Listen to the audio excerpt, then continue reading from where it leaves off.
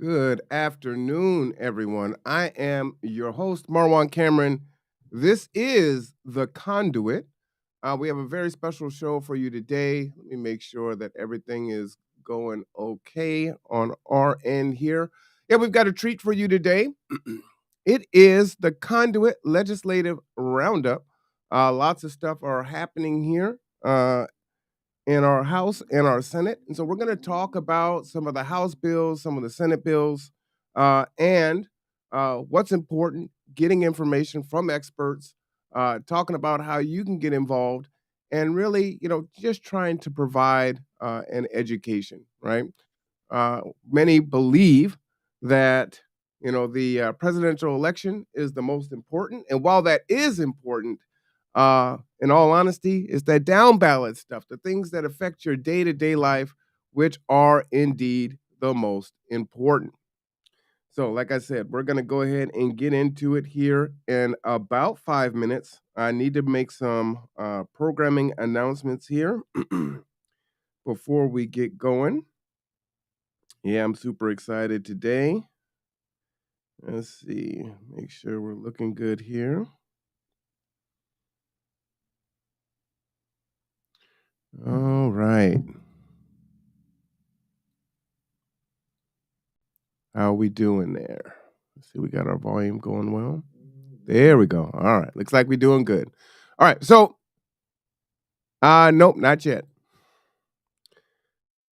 Let me go ahead and give you the first announcement here. This is very important, people, and also very distressing. This is a press release that was given to me, and I'm going to go ahead and read it now. Latino, Latina, and Latinx families to hold a town hall to discuss experiences in North Kitsap schools and to challenge systemic racism and advance racial equity in schools countrywide.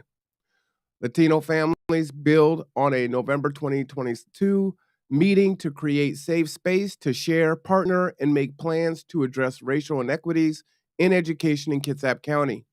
Posebo, Washington, Latino families announced today an intention to follow up on a November 2022 meeting with North Kitsap School District to address racism, discrimination, and lack of resources.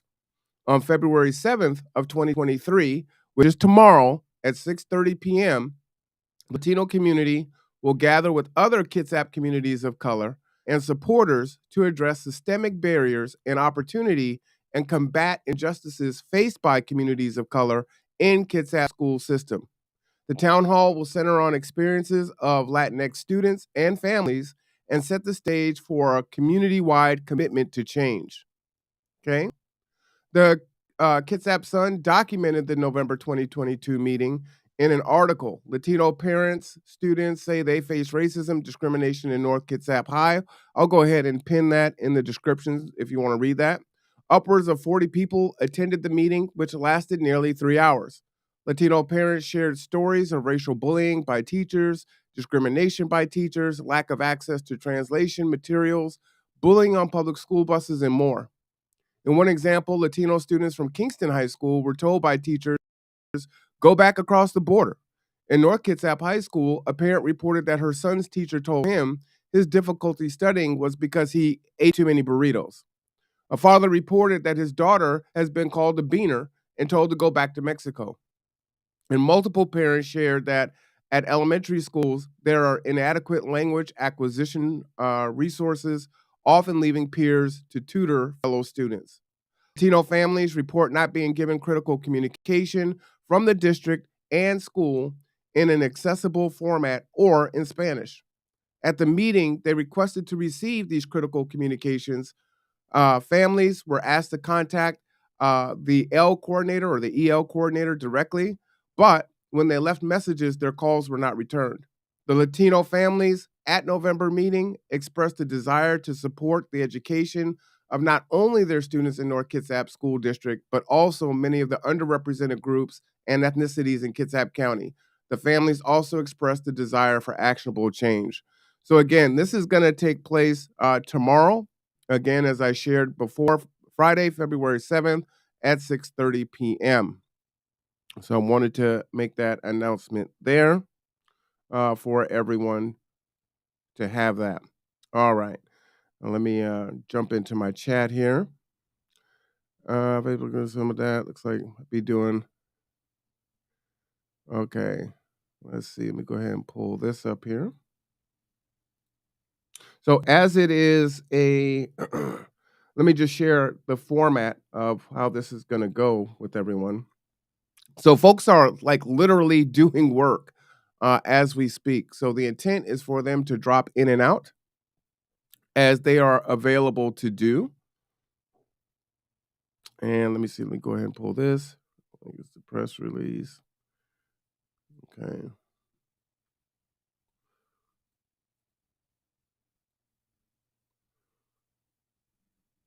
All right. So we'll wait a few minutes for her to come on, and then I'll go ahead and share this information. Yes, it did. There's a crisis going on right now in Tacoma. Okay, so this is being reported to me live, so I'm gonna go ahead and pull this up momentarily. Just give me a second here. Wow,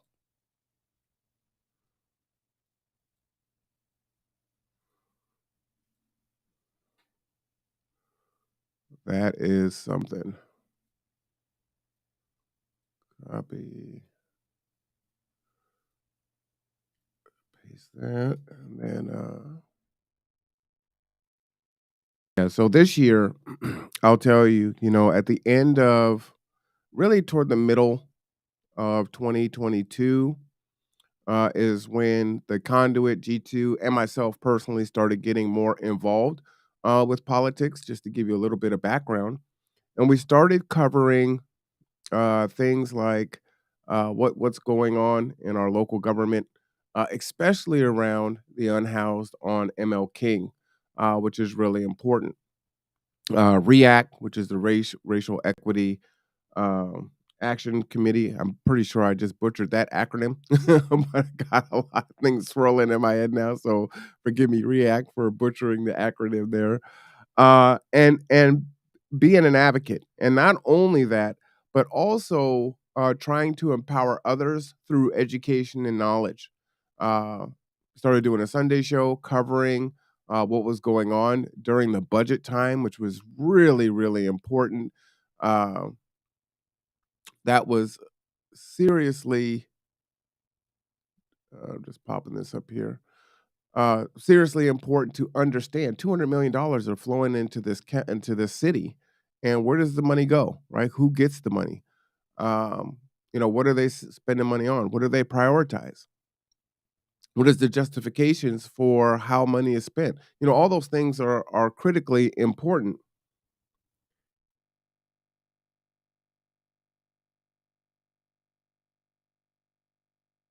All right, awesome, hey, man. Then we also had an event at New Horizon Ministries where we wanted to advocate for restrooms for everyone. And, we had a lot of different players come and show up, city council folks, Salvation Army, also the very, very, very many stakeholders came up on the scene to advocate. And we got $10,000 earmarked in the budget for, I see it, earmarked for the budget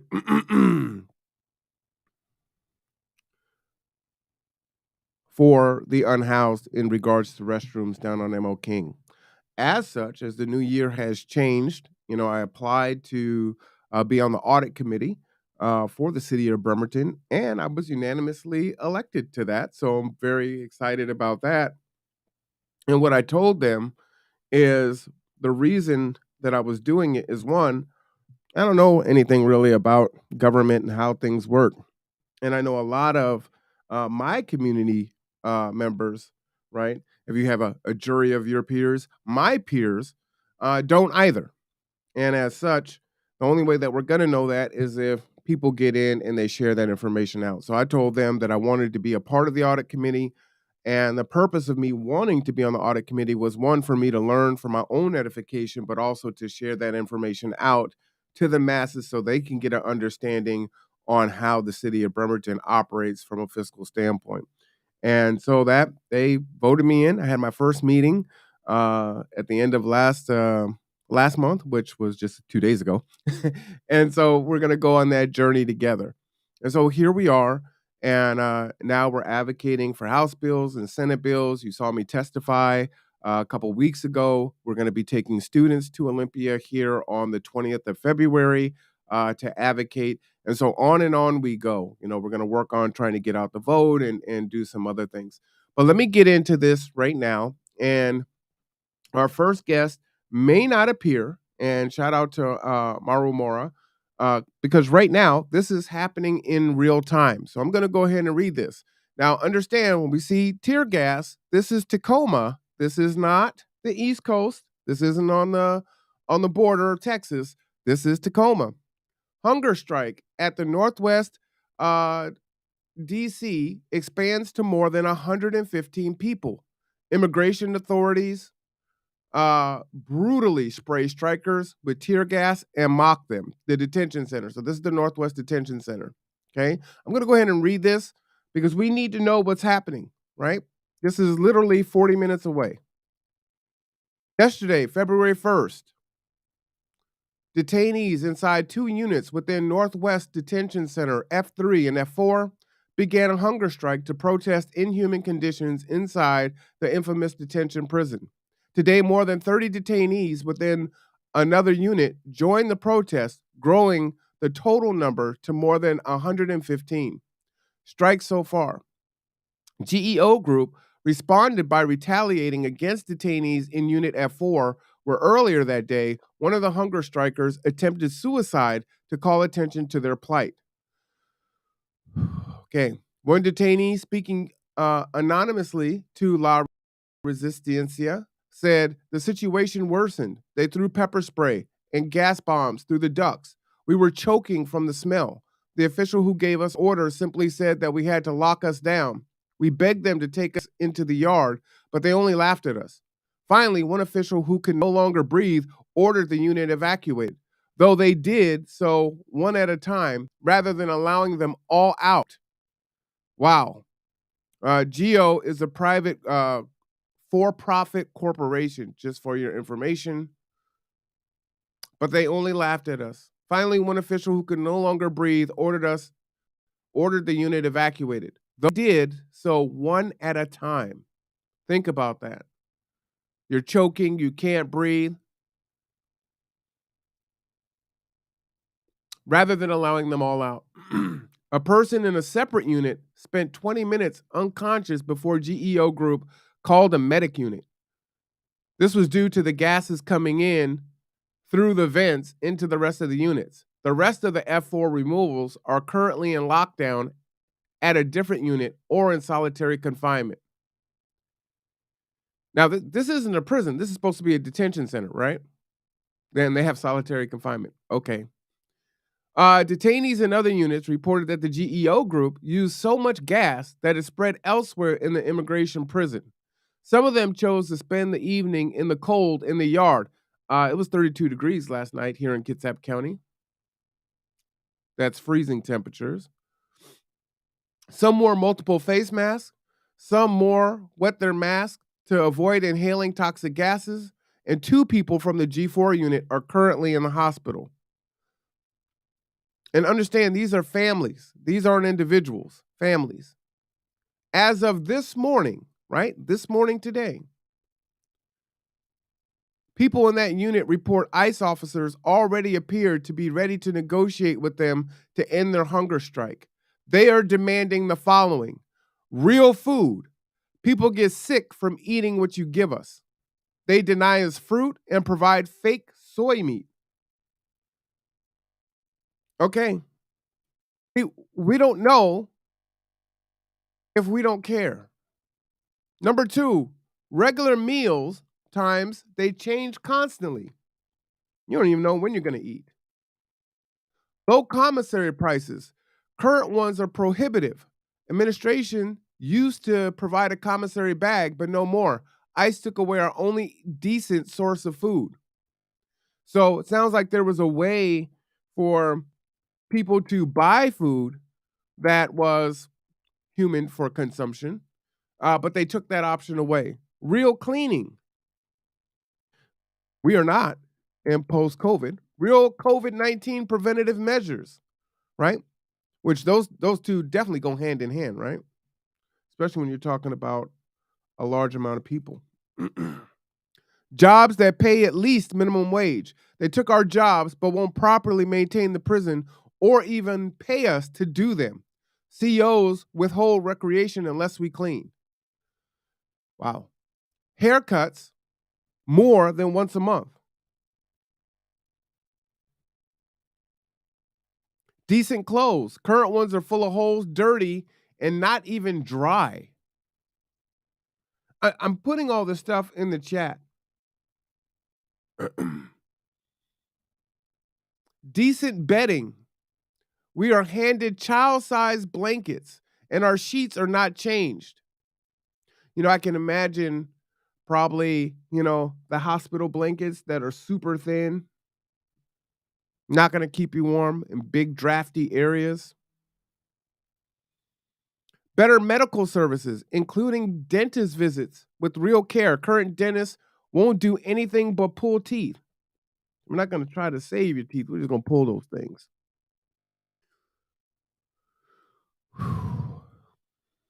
I thought this was going to be 5 or 6 things.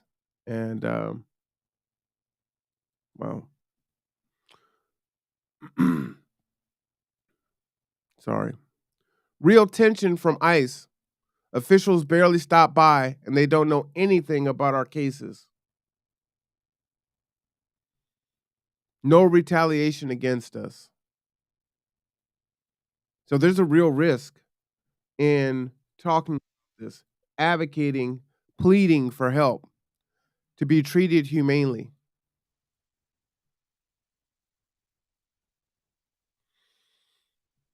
Join La Resistencia for emergency rallies at Northwest Detention Center today, February 2nd, tomorrow, February 3rd, and Saturday, February 4th. See below for more information. Okay. And that is why Maru. Oh, she is here. Hey, that's awesome. All right. I'd see her down there. So I was going to say, that's why she's not here, but she is here. So let me go ahead and bring her on because her time is so tremendously valuable. Mora, how are you doing today? Really busy. Sorry, we're getting calls from the detention center, and we're working really hard to make sure that everybody knows what's going on, and everybody lends a hand so this nightmare ends as soon as possible. So apologies for being late. No, I appreciate your time. I appreciate you coming on. I just read the press release that came out. Can you just go into that and give some more detail as to what's happening? This is happening in Tacoma. This is the first I'm learning about it. I'm 40 minutes away. Please just go into it. Yes. So the detention center that opened back in 2005, I believe it was built in 2004. So it's almost 20 years of this horrible place that has hundreds of people detained. The maximum capacity is actually 2,000 people. The conditions are getting worse and worse every day. It is a private business, and as such, their bottom line is money, right? How much money can they make out of people detained? And so what we've seen is that the business is creating any ways they can to exploit people in detention further and their families and everybody around. All the community ends up paying for this business. And so one of the things that we've been doing to shut down the place is being through passing policy, public policy, lawsuits, pressure, you name it. But one of the things that led to this hunger strike is that GEO refuses to pay the minimum wage to people that work in detention. And such, they chose to stop something that they call a volunteer work program. And the volunteer work program used to have people in detention working within the detention center for $1 a day. So they really were the backbone of this place. They cleaned, they cooked, they washed, they painted, they wax the floors. They did everything. And then there was a lawsuit saying, you know what? Anybody that works in our state, no matter whether they have papers or not, they work, they have to be paid the minimum wage. So in October 2021, GEO lost this lawsuit and they appeal. So the appeal is happening. But in the meantime, as soon as they lost the lawsuit, they decided to end the volunteer work program, to refuse to pay the minimum wage to people that decrease the living conditions in the detention center, because all of a sudden, who's going to clean? Who's going to paint? Who's going to wash? Who's going to cook? And the guards that work there, they don't want to do this. But now, through all these months, they end up having to do it themselves. That really impacted the conditions there. So food is not only bad, it's not only trash, it's late. So people complain a lot about having lunch at between 11 and 12 and then dinner at 8 or 9 p.m. So imagine going about 8 to 9 hours without eating. And then the kind of meals you get are trash. So we actually do something that is called mutual aid. We send money to people that in detention. So any donations we get, we send them to them. And we just couldn't keep up this month of January because people call and call and call saying we cannot eat this food, or if we eat it, it's not enough. We're hungry, and the commissary items are really expensive. The cleaning of the units is horrible. It's so dirty. So all of this combined into this moment where one unit with about 80 people, we heard this morning, decided to go on hunger strike yesterday. The unit next door also joined. So the first unit is called the F4. The unit next door is called F3. And the F3 called us and said, well, we're joining the hunger strike with F4, but something is going on. And short story here is that they were witness to the GEO guards switching into SWAT gear, again, like anti-riot gear, and went in with long weapons and canisters. All of a sudden, they see all these windows tinted yellow.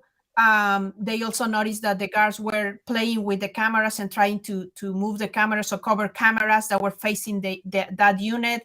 And the smell of pepper spray. They saw people coming out. They also saw the guards taking everything away from the unit. That means the microwave, the property, a lot of stuff from the unit. And all of a sudden, they see people coming out just one by one after being pepper sprayed. So that means that about, maybe 80 people were literally hanging in this unit with pepper spray and not being pulled out immediately, but just one by one. Some of them were sent to a separate unit, F1, and some others were sent to the segregation units. And I just got a call. That's why I was like, one person did call from segregation telling me, this is what happened to us. We were on hunger strike. People refused to go to their bunk beds. They were sitting at their tables and they were demanding for ICE to meet our demands. And because we refused to do that, they just start pulling out, the guards start pulling out everything from the units. And all of a sudden they come back in riot gear and they start drawing weapons against us. He said it was very scary. When he said that, I cannot even imagine how they felt. I asked him for details and he couldn't remember a lot. He said they have long weapons. I don't know what kind of weapons those are. They throw gas at us. I couldn't even tell what it was. But right now, they're refusing us to have medical care. That he told me his throat hurts, his skin hurts, his eyes are irritated. He says, I don't know what kind of gas was that, but all his muscles are sore, and they're completely denied medical care. And just by chance that he was able to call me, the call dropped and he didn't call me back again. So that's the situation right now in Northwest Detention Center in Tacoma. So this is families, right? Men, women, and children? Only adults, men. All these people here in these units are males, but there's also women detained. less, it's a smaller number in comparison. But as a matter of fact, the women's section is separate, very separate, on the opposite side of the facility. And they called us last night saying that they also felt the pepper spray. So the spray Mm. went, it was so much that it went through the vents, that it went through all the other units. Another unit called us saying that somebody fainted because of the gases. And this person didn't get medical attention until 20 minutes later. We heard that also two other people end up in the hospital because of the exposure to gases. We haven't been able to confirm that. We don't know who they are. And we learned that early in the day, when the situation was getting worse and worse, a person attempted suicide to bring attention to the hunger strike, and to bring attention from ICE and GEO to meet their demands. So, Mauro, do you know, are there uh, protocols in place? Is this even legal to pepper spray inside buildings when there's no ventilation?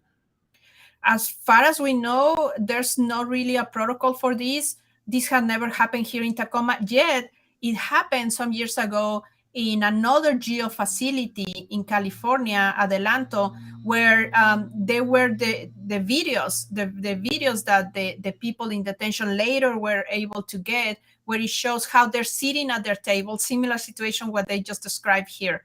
They were sitting at the table, they refused to get up, and the guards came in with the spray and pulled them out from their tables and from their units.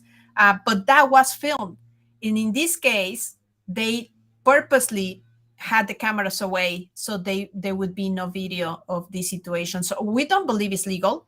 I assume that ICE is going to say that it's legal. Probably ICE and G are going to blame the people. They're going to say, oh, they were trying to do a riot or whatever.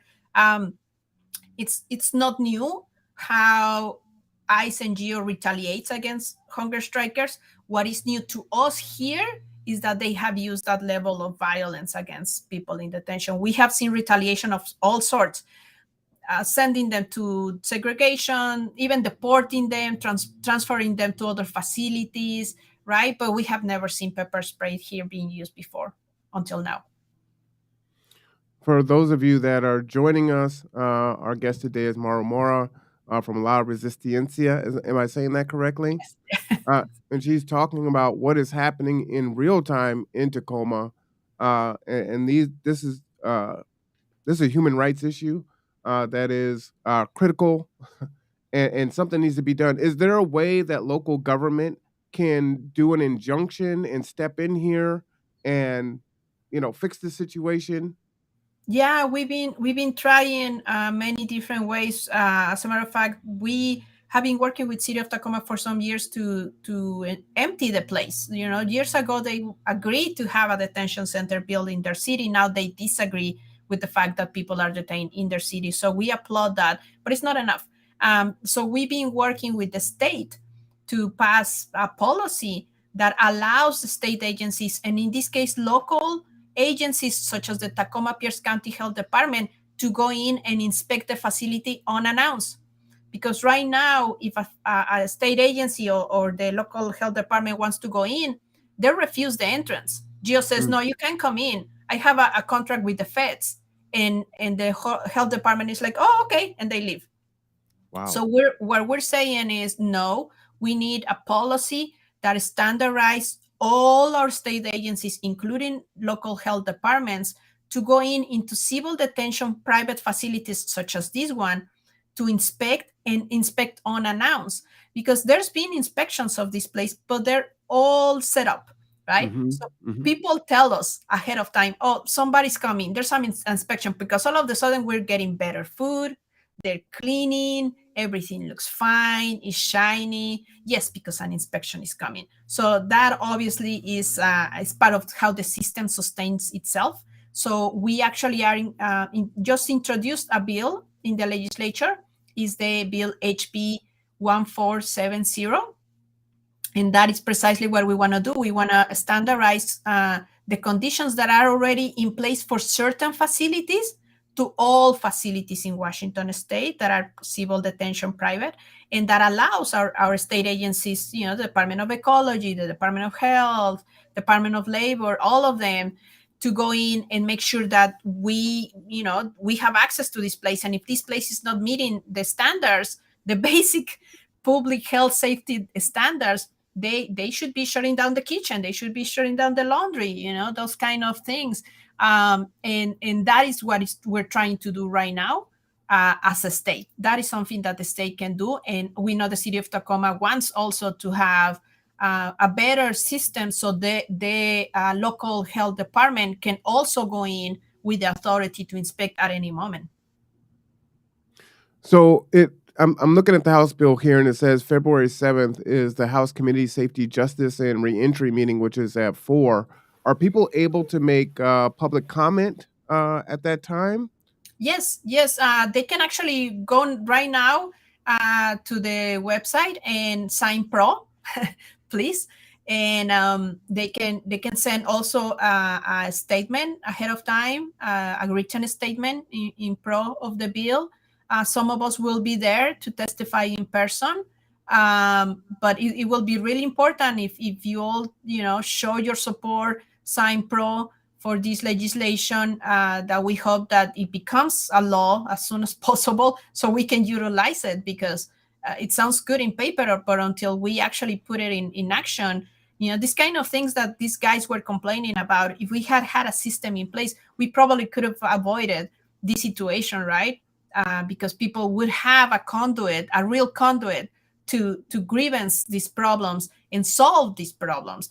At the end of the day, we don't want better conditions there. We want the place shut down. That's what Resistencia wants. But in the meantime, while we accomplish that, we need to have our state authorities going in and making sure that this kind of treatment doesn't get to this point of what just happened yesterday and today.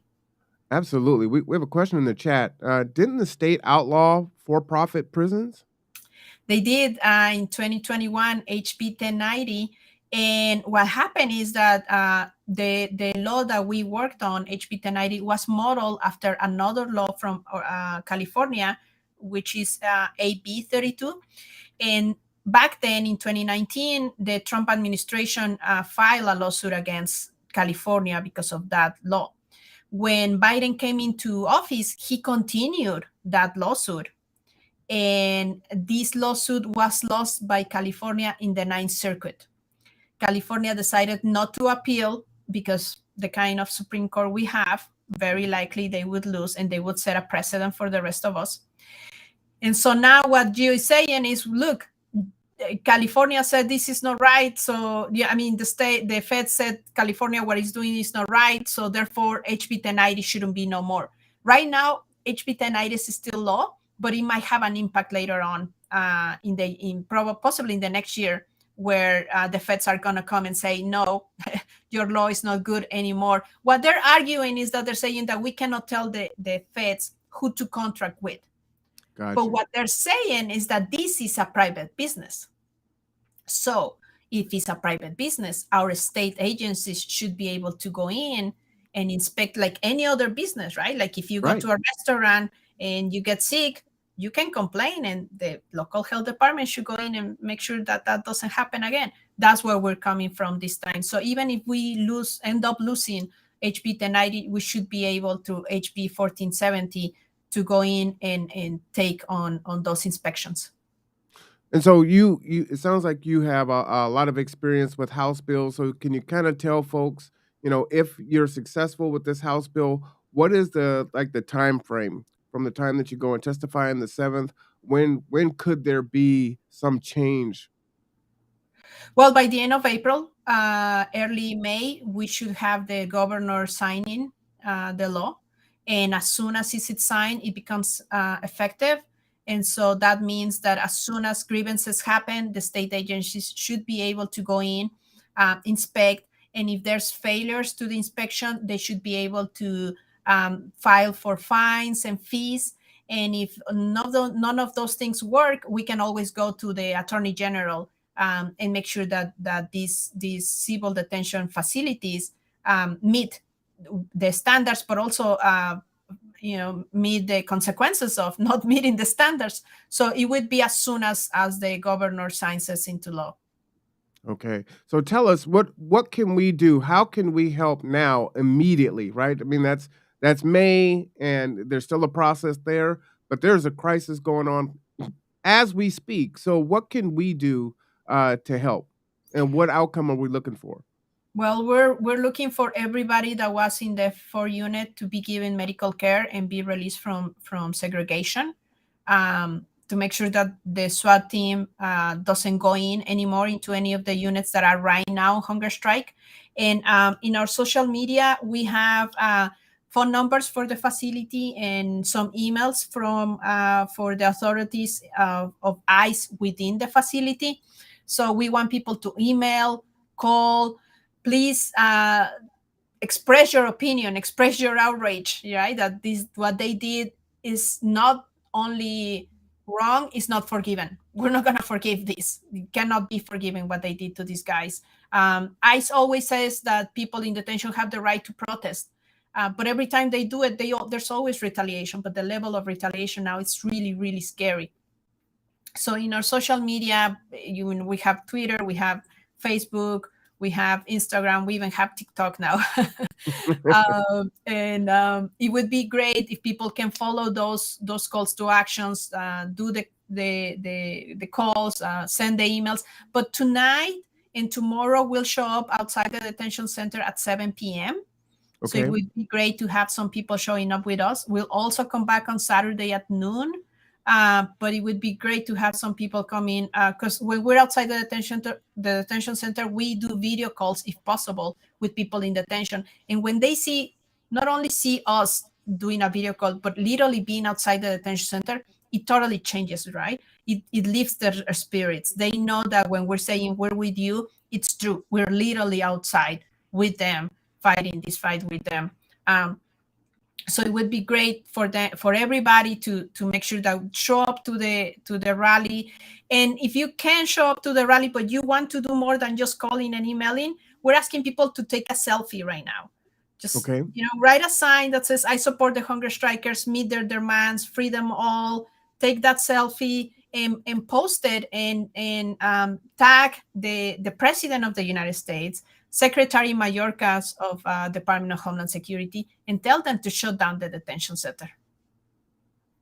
All right. That's easy enough to do, folks. And if people want to donate money or resources, is there a way to get those items, like things for a commissary, into the detention center?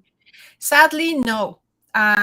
In the past, we could send some items. Now we have to pay through Amazon to Mm, send anything, and we have a whole campaign against Amazon anyway.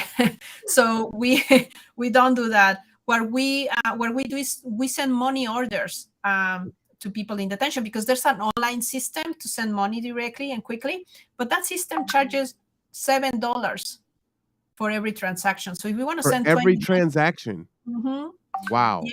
Wow. So we get donations of $20. We sell T-shirts and all that, and so the donations go to them. So every T-shirt is $20. So if we use that system, we would only send them $13 because this company is another company that makes money of people in detention. So what we do is we receive the donations through Venmo, PayPal, or cash, or checks. In our website is all the information. There's also Act Blue, that is a new platform that we're using.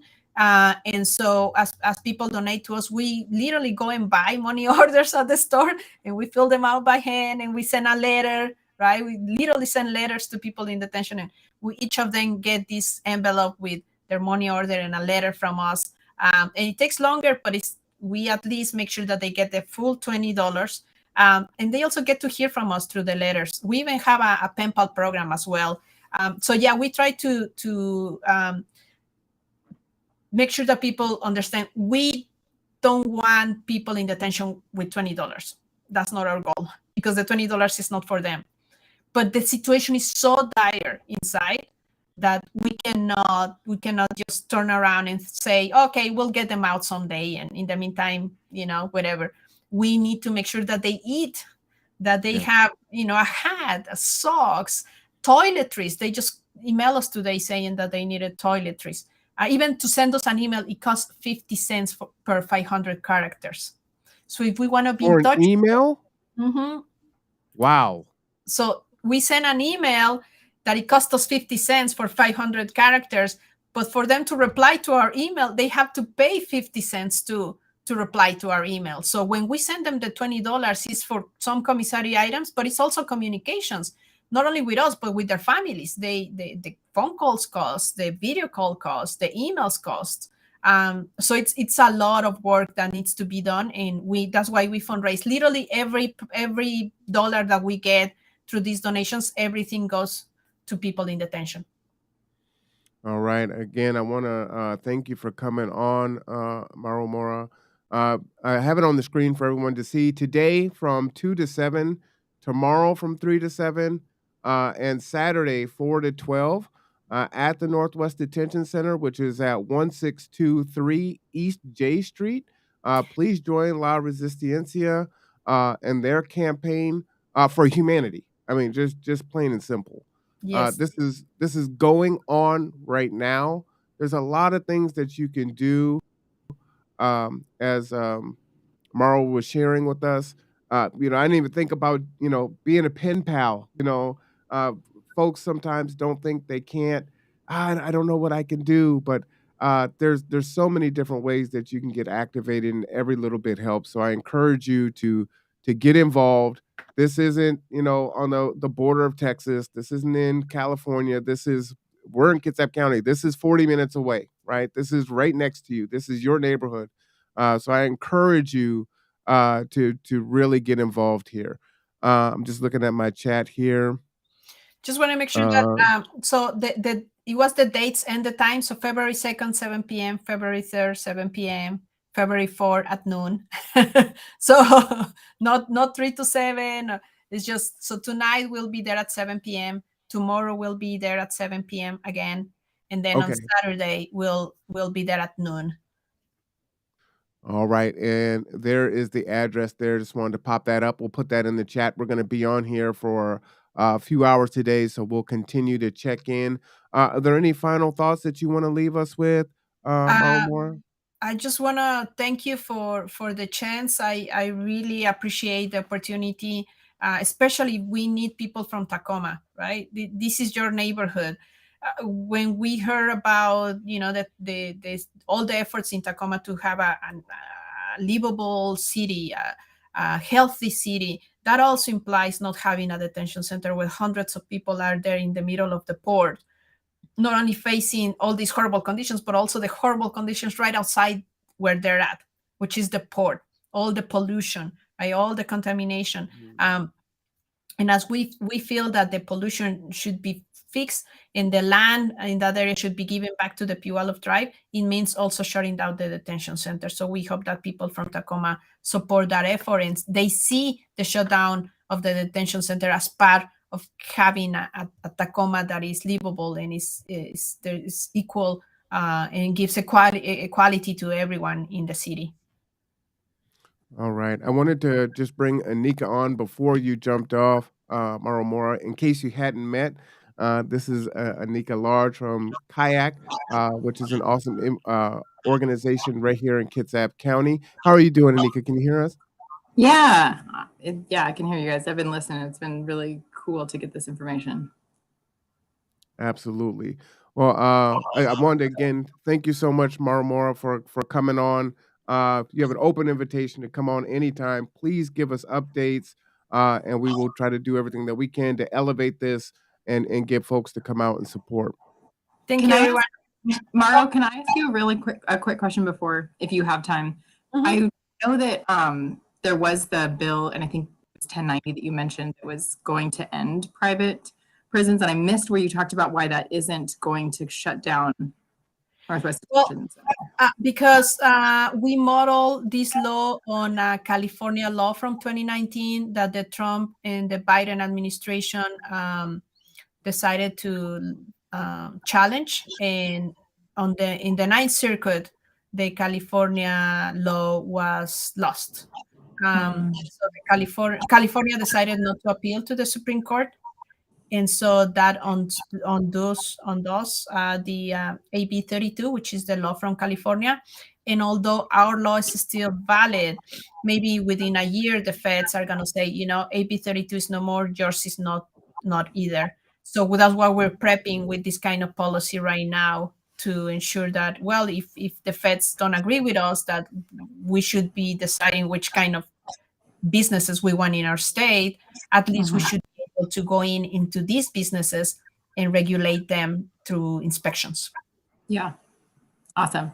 Yeah, I just went on your Instagram and will be following you guys. I'm with an organization in Bremerton, Kitsap Immigrant Assistance Center, and we work with folks in the detention center sometimes. So it's, yeah, good.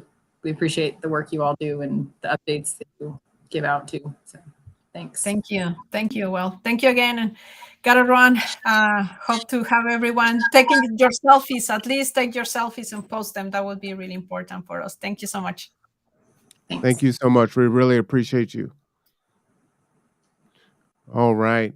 Again, for those that are just joining us, this is our Conduit Legislative Roundup today. We just heard from Mora from La Resistencia, and now we have Anika Turner from Kayak with us now. Thank you so much, Anika, for coming on. How are you doing today? Pretty good. Yeah, it's cool to get to be part of this. Absolutely. So, we kind of had to switch up the format because, well, there's a crisis going on in Tacoma. So we were just going to come on and talk about the House bills and have a relaxing conversation. But, there's this urgency. So we had to kind of switch up what we were doing. Can we first just kind of get your thoughts in regards to what's happening in Tacoma, and then maybe switch into the House bills and kind of talk about what Kayak is doing in that regard, and then what Kayak is just doing in general in Kitsap County? Yeah. Yeah, I didn't know the extent that Maru was talking about of what's going on. And so it's pretty intense to hear about that. I know that that's not the first. I feel like detainees have taken action before, and La Resistencia has been doing work for a very long time. Like, it's not a new thing that conditions are not good. But it sounds like it's reached a new level, and it was helpful to have her background on that being because of the minimum wage law, which, yeah, it's just gross. I think when the institution is for profit and what that means for the people that are there. I think it's also like someone in immigration detention, they're not being held there because of a crime. This is my non-attorney opinion. An immigration offense isn't a crime. That's why you also don't get a public defender. So we're holding someone for an alleged immigration violation, which isn't even at the level of committing a crime in the US. So I think it's extra gross that we as a country are treating people like that. Well, what's shocking to me is, I see what they put in mainstream media, and it's always, down at the borders. I was saying before, it's Texas, it's away from here, and this is, again, 40 minutes away, and these conditions are horrific to hear about it. And you may have some understanding, but having it described in regards to what's happening is truly appalling. And it just you feel powerless. Like, so how do we stop this immediately? Yeah. Our involvement with the detention center, we do most of our work in Kitsap and around Kitsap, but we have one of our accredited representatives that takes on cases in the detention center sometimes, and especially to get people bonded out. So even if we're not able to take their case long term, if we can at least get them bonded out, and that legal hurdle, then they can usually be reunited with family somewhere in the US, wherever they have contacts, and they have a way better chance of finding legal aid and legal representation if they're out of the detention center. So, I mean, I wish we had more capacity to do more. There's an organization called Northwest Immigrant Rights Project that does a lot of work in the detention center. But the government doesn't fund representation for someone detained, unlike someone who commits a crime and has the right to a public defender. That's not the case with immigration. So you have no right or funding that's helping someone who's detained get legal representation. It's all nonprofits doing that work, essentially. Wow. So I didn't know that folks could be bonded out. Can you talk about that process, the cost that's associated with that, if folks wanted to donate into that? We're getting out. I can talk a little bit about it. We're getting out of my wheelhouse. Okay. So the bond ranges. I I don't know all the factors involved. Depends partly on the judge, depends, I'm assuming, on the person's circumstances. But it could be, I think, sometimes as low as a few $1,000s, but it can be tens of thousands of dollars. And there is it's called the Fair Fight Bond Fund in Washington. So that's a great place to donate your money. It's run through the Washington Immigrant Solidarity Network. And that is money where if a detainee is approved for a bond, then they can apply to that fund to get money to pay the bond. And then once they complete their case, and then the money goes back into that fund.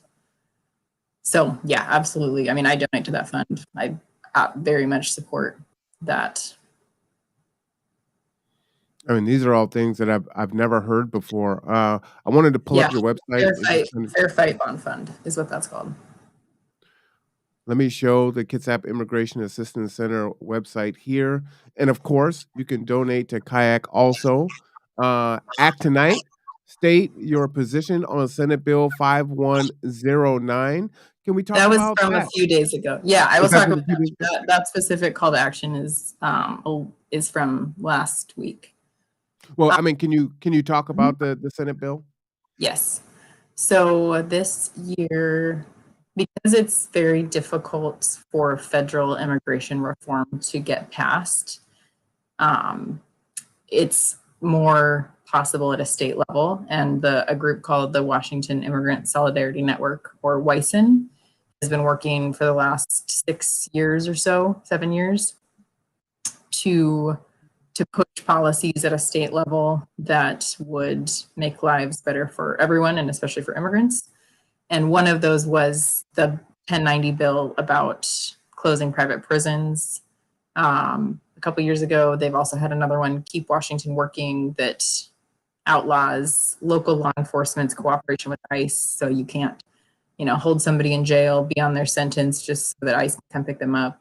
You can't just randomly arrest people outside of courthouses. A lot of things that used to happen and still sometimes happen, but aren't legal at least anymore. So WISN's two priorities this year. WISN is a statewide coalition. Hundreds of organizations and people are part of it. Kayak's part of it. So what I say they, but it's also we. But Washington Immigrant Solidarity Network's two priorities this year. One is Senate Bill, I think it's 5109, which would create a program for undocumented workers in Washington to access unemployment benefits. So there's a lot of folks working with either a false Social Security number or maybe someone else's Social Security number because they have no way to work legally, but they want to work. They need to support themselves. And so the only option available to them would be working for cash or working with a non-valid Social Security number. So you might be working at like a restaurant or a cleaning business or anywhere with your non-valid Social Security number. Pandemic hits, all your coworkers get unemployment benefits when your business closes.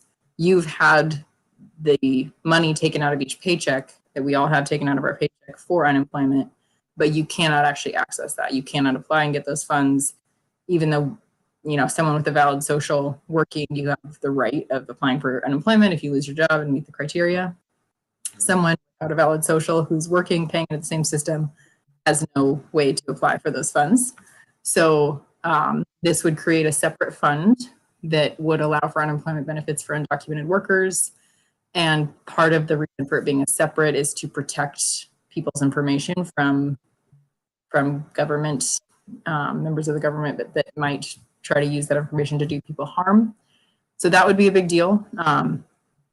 Not only if we have or when we have some other kind of pandemic situation, but just in general, like a lot of people do seasonal work. A lot of businesses rely on undocumented workers to do their work, and they rely on undocumented workers often seasonally.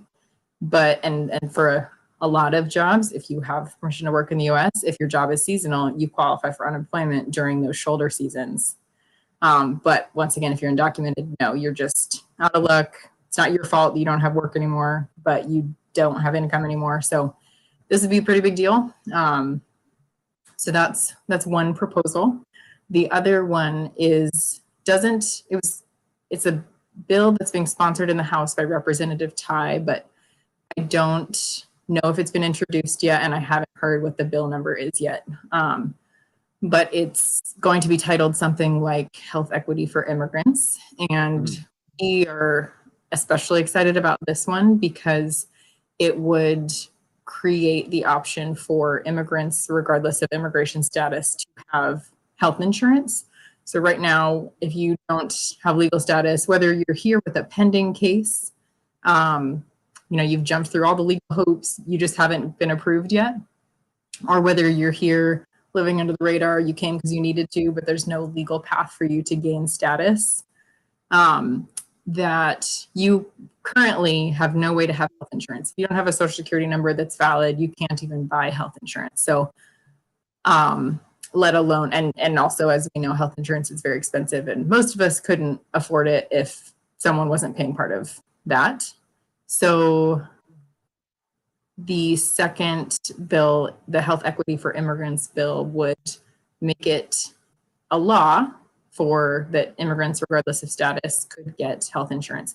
This is already the case for kids in Washington. So one awesome thing about our state is we give kids health insurance regardless of their status, which I think is pretty humane of us, that an 8-year-old actually gets to go to the dentist. Yeah, revolutionary. Even if their parents don't have enough money, we're still gonna, take care of them if they break their arm. So this would basically be similar, but extend that to adults as well. And it wouldn't matter your immigration status, it would matter your income, just like everyone else. And at Kayak, we have a free medical clinic 3 times a month, and we do a lot of medical care directly and also coordinating medical care for adults that don't have insurance because of their immigration status. And I mean, there's probably not a single day where we're not interacting with people because they're coming to us for assistance because of their lack of health insurance because of immigration status. A lot of that is because someone went to the hospital because they had no other option and they didn't want to go to the doctor, so they waited till it got really bad and had no choice but to go to the ER. And then you get giant bills and you don't know how to navigate the process of filling out financial assistance forms and faxing things. And so a lot of our work is, Let me ask if I can, like, how do you appeal to folks for these state bills or for these House bills to get them to sponsor it? I see Saldana, Valdez, Dingra, Frames, and several others. How do you appeal to get them to push that through? Are you writing what you want to see? Are they working with you to craft the bill? Like, how does that work? So that all happens with staff members from Washington Immigrant Solidarity Network. I'm not part of any of that directly, but I know that it has to do with they build relationships with different legislators over time and have a lot of meetings and relationship building with them. So these aren't ideas that were hatched this year. I think both of them maybe were already presented last year. I don't remember. But for example, with the unemployment one, I think you make different cases, one being the economic case that these workers are already paying into this system.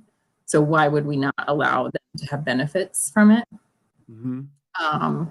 But I don't know much about that. I think it's a lot of individual conversations and finding people who have priorities that are aligned.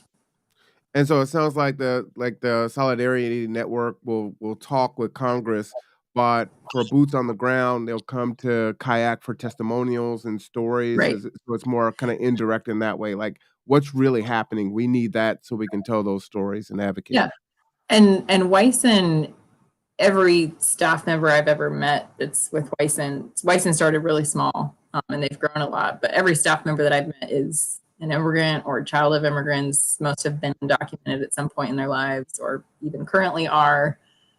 Immediate family members are. Like, it is being led by people who are directly impacted. So they are both the boots on the ground and the ones meeting with legislators. They are like, hey, I'm doing this for my mom, who does not have insurance because she's undocumented. Like, it's not, they're not disconnected from the people that would be impacted. They are the people that would be impacted. So it's Wyson is really, mostly immigrants that are members of and leading that. And like their website said, it's building immigrant and refugee power in Washington State, and they've become like really powerful, and they've become a model for other states too. So I'm very thankful. I personally get a lot of joy from being part of that group and getting to be involved with them, because they're like, I don't know, very brave because they're surviving and they're looking the shit of the world in the face and not looking away. And so it's great people. So we had a few folks from Wyson come out to kayak a couple weeks ago. Oh, really? Awesome. Yeah, because we participated in their advocacy days and meetings and stuff before, but it hasn't been a broad participation from the community here because I think there's just not awareness. We had 3 meetings throughout a day, and they brought a couple of translators so that they could have headsets and do simultaneous interpretation so that we could have Spanish and English speakers in the room together. And we put the word out, and this is just like informational meeting, like not giving away anything. There's no food, like it's literally just come and learn. And we have a conference room that fits about 30 people. We packed probably 40 people in, and we had like 20 people spilling out each door. And over the course of the day, we had about 150 people coming to those meetings, and probably 130 of them were undocumented immigrants that are going to be directly impacted by legislation. And we have about 100 people that have signed up to go to Olympia in a couple weeks to show that during an advocacy day that Wyson's organizing. So much so that Wyson had a capacity for that event of like 200 or 250 people. And after they came to Washington, they had like over 100 more people sign up. And so they're like, we have a wait list because we don't have room for everyone. So it's pretty awesome. I've found, a lot of folks in our area that are really excited to go to Olympia to like be unafraid and talk about why this is important to them, and either their legislature or be out in front of the Capitol. But I'm super excited. That is fantastic. If you don't mind, let me play a little bit of that and show what it's like for Wyson to testify here for State Bill or Senate Bill 5109 here. Hola, buenos días. Mi nombre es Gloria Medina. Vivo en Yakima junto con mis hijas. Are you able to hear that?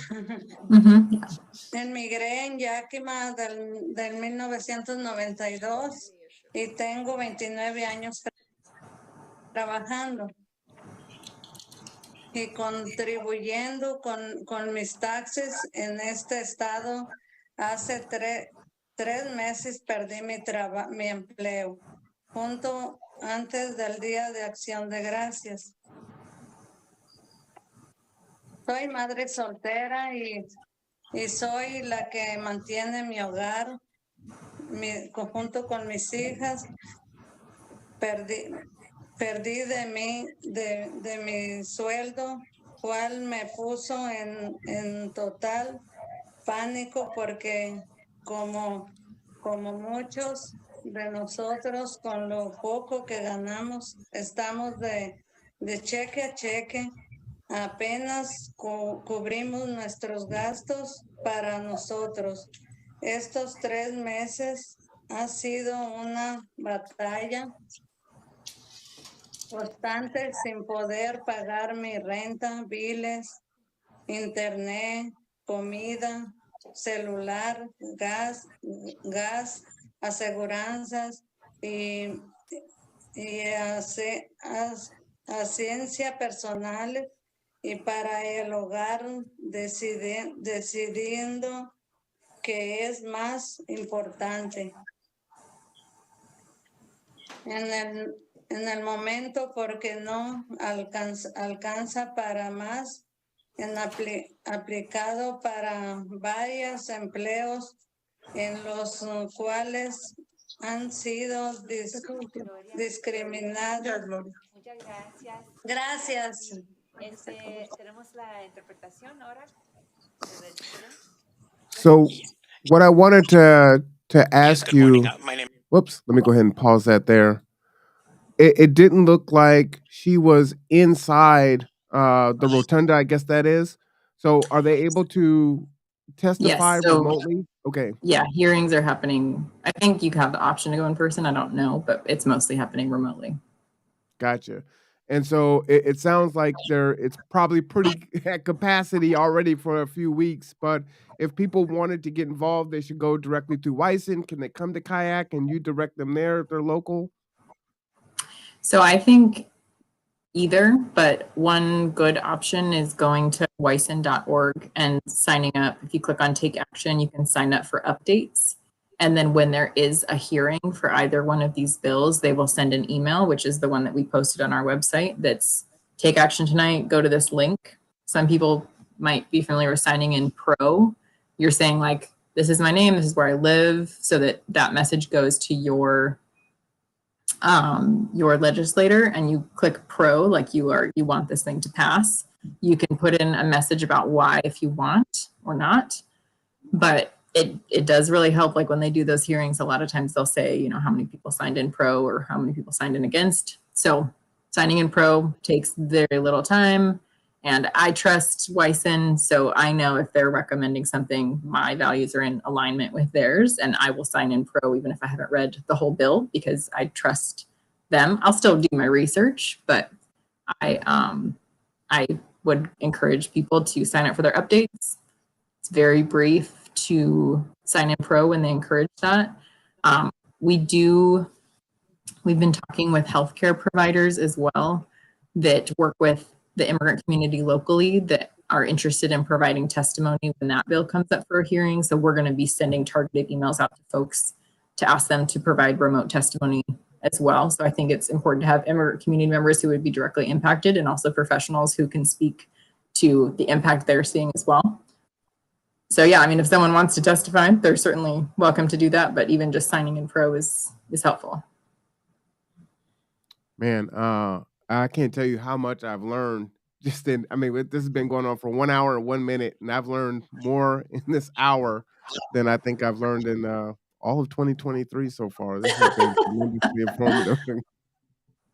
But you It's don't know cool. what you It's don't cool to see know, people right? not accepting the status quo. And I think one of the big things I've learned with Wyson is like things aren't given, they're taken. Like rights and they're taken. And Hey, this is what I put in my signature of my emails. Power is really, taken, it is not given. I love it. yeah, yep. And so I think I never really realized that, and so have gotten to learn that from working with them. So yeah.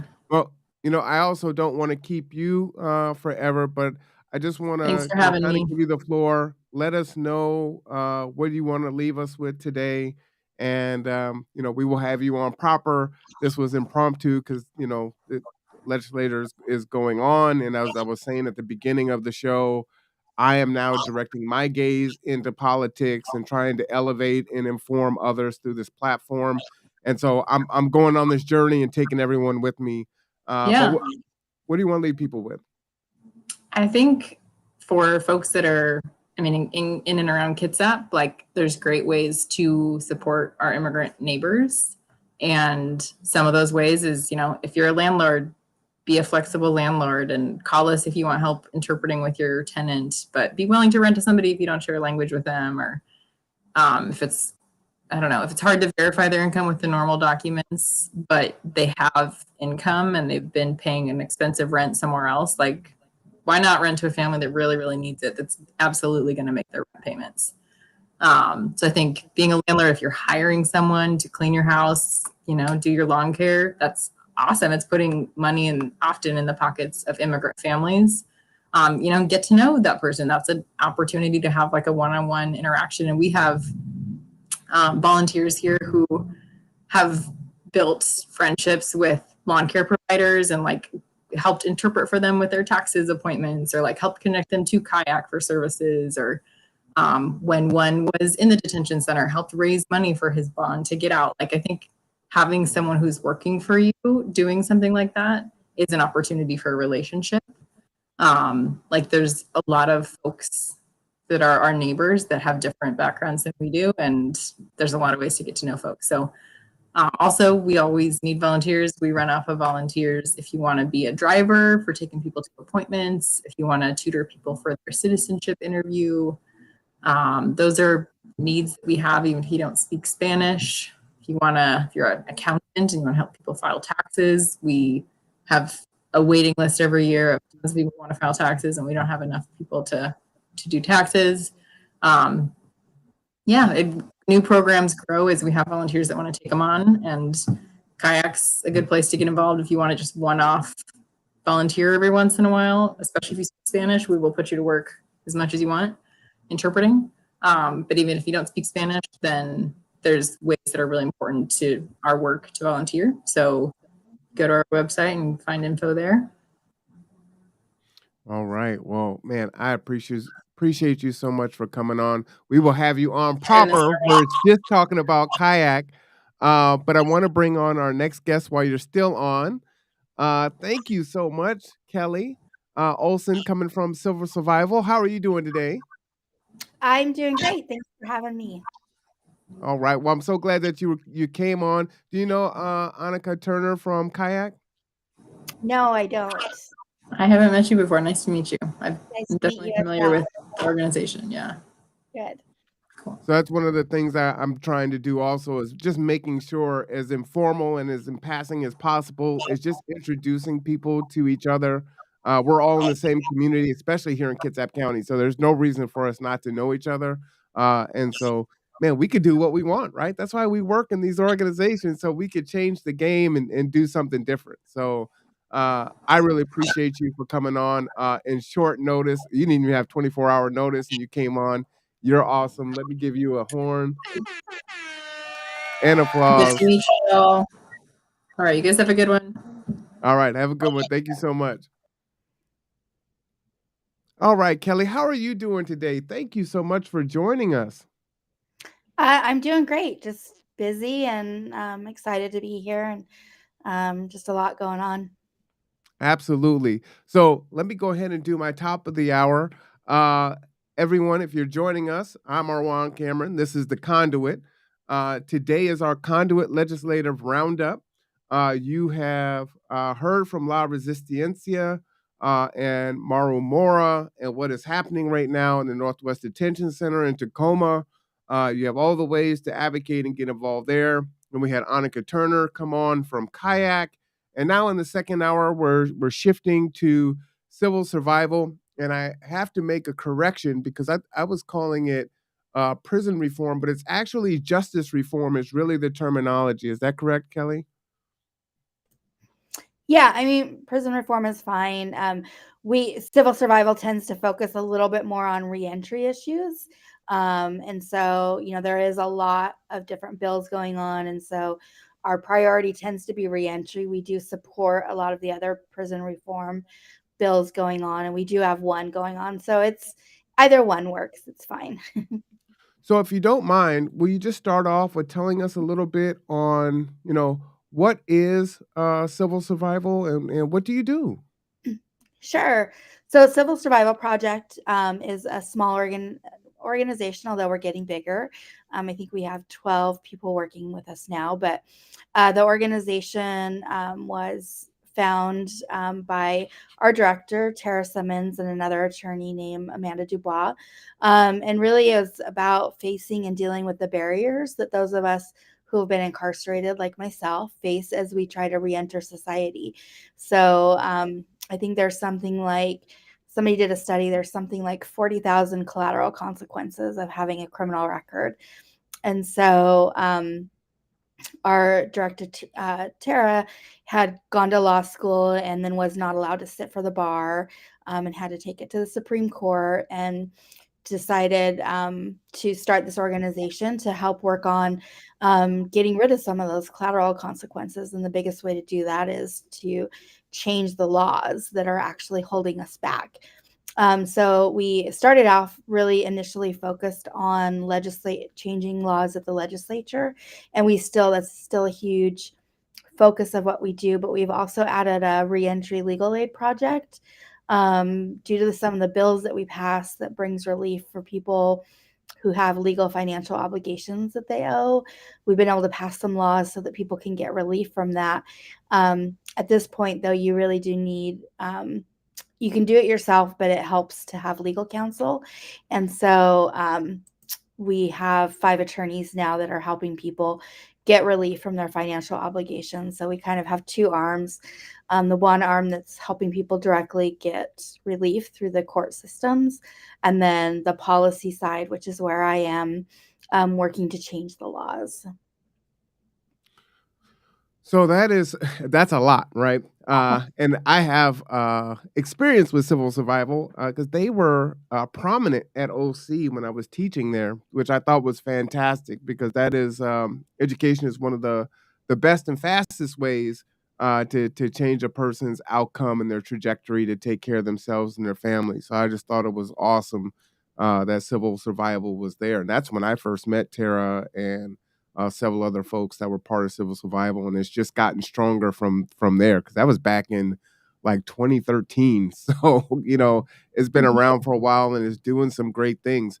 Why don't I transition here to some of the House bills that are important to civil survival, and let's get into that. I believe one is House Bill 1024 concerning labor and income of incarcerated persons. Can you go into that for me? Yeah, so that's a bill that we're definitely excited about. We've been referring it to as the Real Labor, Real Wages Act, but it's really looking at essentially the forced labor and the amount of money that people are being paid while they're currently incarcerated. And so, if you really take a look at it, I mean, prison labor really is an extension of the 13th Amendment, right? It's kind of a slavery loophole, or it's forcing people into forced labor. And so currently in our prisons, most people are making less than $1 an hour, and there's a cap of like $55 a month, which really just barely people still are responsible for buying things for themselves inside prisons, on their commissary, writing home, having phone calls, all these types of things. And so the bill was a bold bill to begin with. One of the things that happens with the legislature is you don't often get everything that you ask for. And so a lot of times you'll want to start off asking for, the sun and the moon and everything that you want. And so the bill is a very aggressive and bold bill, asking to bring the wages up to minimum wage from like 42 cents an hour up to minimum wage. The other thing it does is it currently you can be infracted, which means that you can lose good time. There's all these different kinds of things that can happen to you if you refuse to work. So it gets rid of that. It's unlikely that we will get all the way up to minimum wage, but we are hoping to get at least a raise for people. We want to continue fighting until we do get up to minimum wage, but we're understanding that with everything going on in budget world and all of that kind of stuff, that we likely will not get exactly what we're asking for. But we do want to, one, bring attention to this issue of, the fact that we're forcing people to work 40 hours a week at 42 cents an hour, and bring in some relief for them. The other big part of it was having a savings account. So we looked at this as a reentry issue, having people be able to earn more money and build in a savings account so that when they are released, they have a foundation to start off with. Currently, you're given $40 at the gate, and that's it. And so we really would like to see people be able to build up a savings, have access to, it'll help them with access to housing, to transportation, to just kind of take some time and really have a successful reentry. Kelly, let me ask you. I just want to paint this picture here. Tell me if I'm wrong here, right? So, you're saying that typically a person who's incarcerated is making 42 cents an hour, whatever time they're locked up, right, incarcerated. Let's call it 2 years, right? And during that 2 years, they're using that 42 cents to buy deodorant and food and toiletries and other things like that, which, if I'm not mistaken, still cost about the same amount as on the outside. Is that true? Costs more. Oh, it They costs more. mark it up. I don't Okay. have the list in front of me, but yeah, it's a little bit of a racket actually. There So is let me keep painting the picture. So 42 cents an hour, right? So if you're working 40 hours, we're talking about what, 16 bucks a week, right? And it's a markup on these things. So deodorant is, 3.50 for the deodorant I use, so maybe it's $5, right? So over 2 years, I mean, you're doing a miracle if you were able to save $100. You get released, they give you $40, and they typically will put you on probation, if I'm not mistaken. So you go back to the place of the crime, the origin. Is that correct? Yeah, well, it really depends. It gets a little bit confusing. Not everybody who gets released from prison is on. We refer to it as community custody, Mm-hmm. but not everybody has community custody. When I was released, I didn't have any Okay. requirements for community So custody. on community custody or not, you got $40 in your pocket, and whatever meager savings you were able to save at 42 cents an hour, and it's like, okay, find housing, find food, find work, and who's going to give you a chance? You have no rental history, you're previously incarcerated, right? So what do we want these folks to do, and then not have a rate of recidivism at the same time? Like, what are the choices? If I don't have family, if I don't have friends, if I've been locked down for a long time, and they've moved on, or that was a very toxic environment and I can't go back to that, what am I supposed to do? Exactly. Or even, just getting yourself a phone so you can get a job.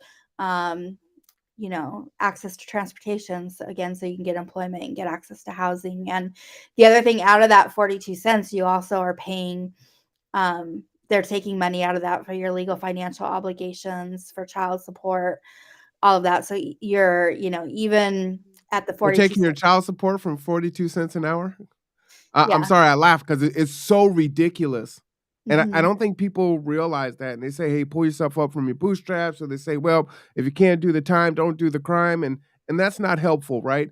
The Mm. situation is a situation. So what are we going to do to help folks integrate back into society? And I use that in quotes, uh, so that they can thrive, take care of themselves, take care of their families, and not be put in a position to where they feel like they don't have any options, and this is what I have to do for survival. Exactly. And I think that it also it takes a toll on your mental health to come out and have to constantly essentially have your hand out asking for help every time you turn around. And so, the people inside want to work, they want to earn their own money, they want to pay for themselves. And it really, so it affects so many different areas of your life, not just the tangible things, but I think the intangible things about how you have hope and how you start to rebuild your self-esteem and start to rebuild your life. I don't think that we do a good enough job kind of articulating that piece of it, right? And it has such a stigma associated with justice impacted people, that on the other side, it's really hard. And as it is difficult for folks that are out here, and the terminology that folks will say, well, I did everything right, I didn't make these bad choices or whatever, and so I'm struggling. So maybe I feel for this, population of people, but I'm trying to figure out how to survive. That can't be the answer, right? We literally are all in this together. And so I really would encourage folks to really investigate and dig deep on what that looks like. And so for all folks that are justice impacted, they're a son, a daughter, a father, a mother, and there has to be a way, a path of redemption to reintegrate and enter into society, if you will, in that way. What do you think? Am I saying something wrong? Do I need to work on my verbiage, or No, no, I think you're 100% right. And, so oftentimes people who end up in prison, what, they really needed at some point was some healing. They're typically survivors of trauma. There's obviously the racism, the systemic racism that's rooted into our criminal legal system. That has affected generation after generation. It's often people who are already living in poverty. Um, and so, there's just so much healing that needs to happen. And we're the only country that really locks up as many people as we do. Most other countries have moved to more restorative type justice, or just don't essentially lock people up for as much as the United States does. I think that I don't remember the exact statistic, but we make up like 5% of the total world's population, and we make up like 25% of people who are incarcerated. And what's interesting is when we look around at other countries, we see that they don't incarcerate their people at near the levels, and they don't have the crime, to the levels that we do. But somehow it just seems like we have this American exceptionalism that won't allow us to look and say, okay, look, this country's doing this and this happens to work. So why don't we try that? That this is clearly working for them. Maybe we modify it for our situation, as unique as it may be, but we can do better. Yeah, they have been looking a little bit, like Norway in particular, has some really great results. And I would say the biggest difference, if you look at their system, there's actually a documentary on Netflix called Breaking the Cycle that compares our two systems. And it's really about actually treating people like humans, which is quite a concept. The US seems so focused on kind of like this punishment and punitive and method as far as dealing with our criminal legal system, versus getting to the root of the issues of how somebody ended up in a position that they committed the crime in the first place. Now, I missed a question in the chat a little bit ago, and it says, and they get punished for not working. Is that right? So that may be in regards to while they're detained or once they're released. Just while they're retained. So you have the option, you're given a sentence, and usually you can get time off your sentence for good behavior, different types of things. And so you can you can lose that good time. You can, I know our director has talked about, she was threatened with not being able to visit with her kids on the weekend if she didn't go to work. You can be put into the hole or solitary confinement for refusing to work. So it really is forced labor. Most people do, I think, want to work, but the idea of, being forced is really just an attachment to slavery. Well, and how I understand it is, companies like Victoria's Secret and furniture companies were using prison labor. That sound right? I don't know if they're still doing that. Yeah, well, the state has, it's called Correctional Industries, and they do furniture building, and it definitely is a complicated issue. They do supply a lot of the furniture to a lot of state agencies. It's open for bid, but the fact that Correctional Industries is able to use inmate labor, they come in at the cheapest of everybody. And so I know I know the mayor of Monroe signed in and testified in favor of this bill, and his city won't use them as long as they continue to pay, these substandard wages. And other state agencies are starting to take stands against this too, but we need everybody to come on board.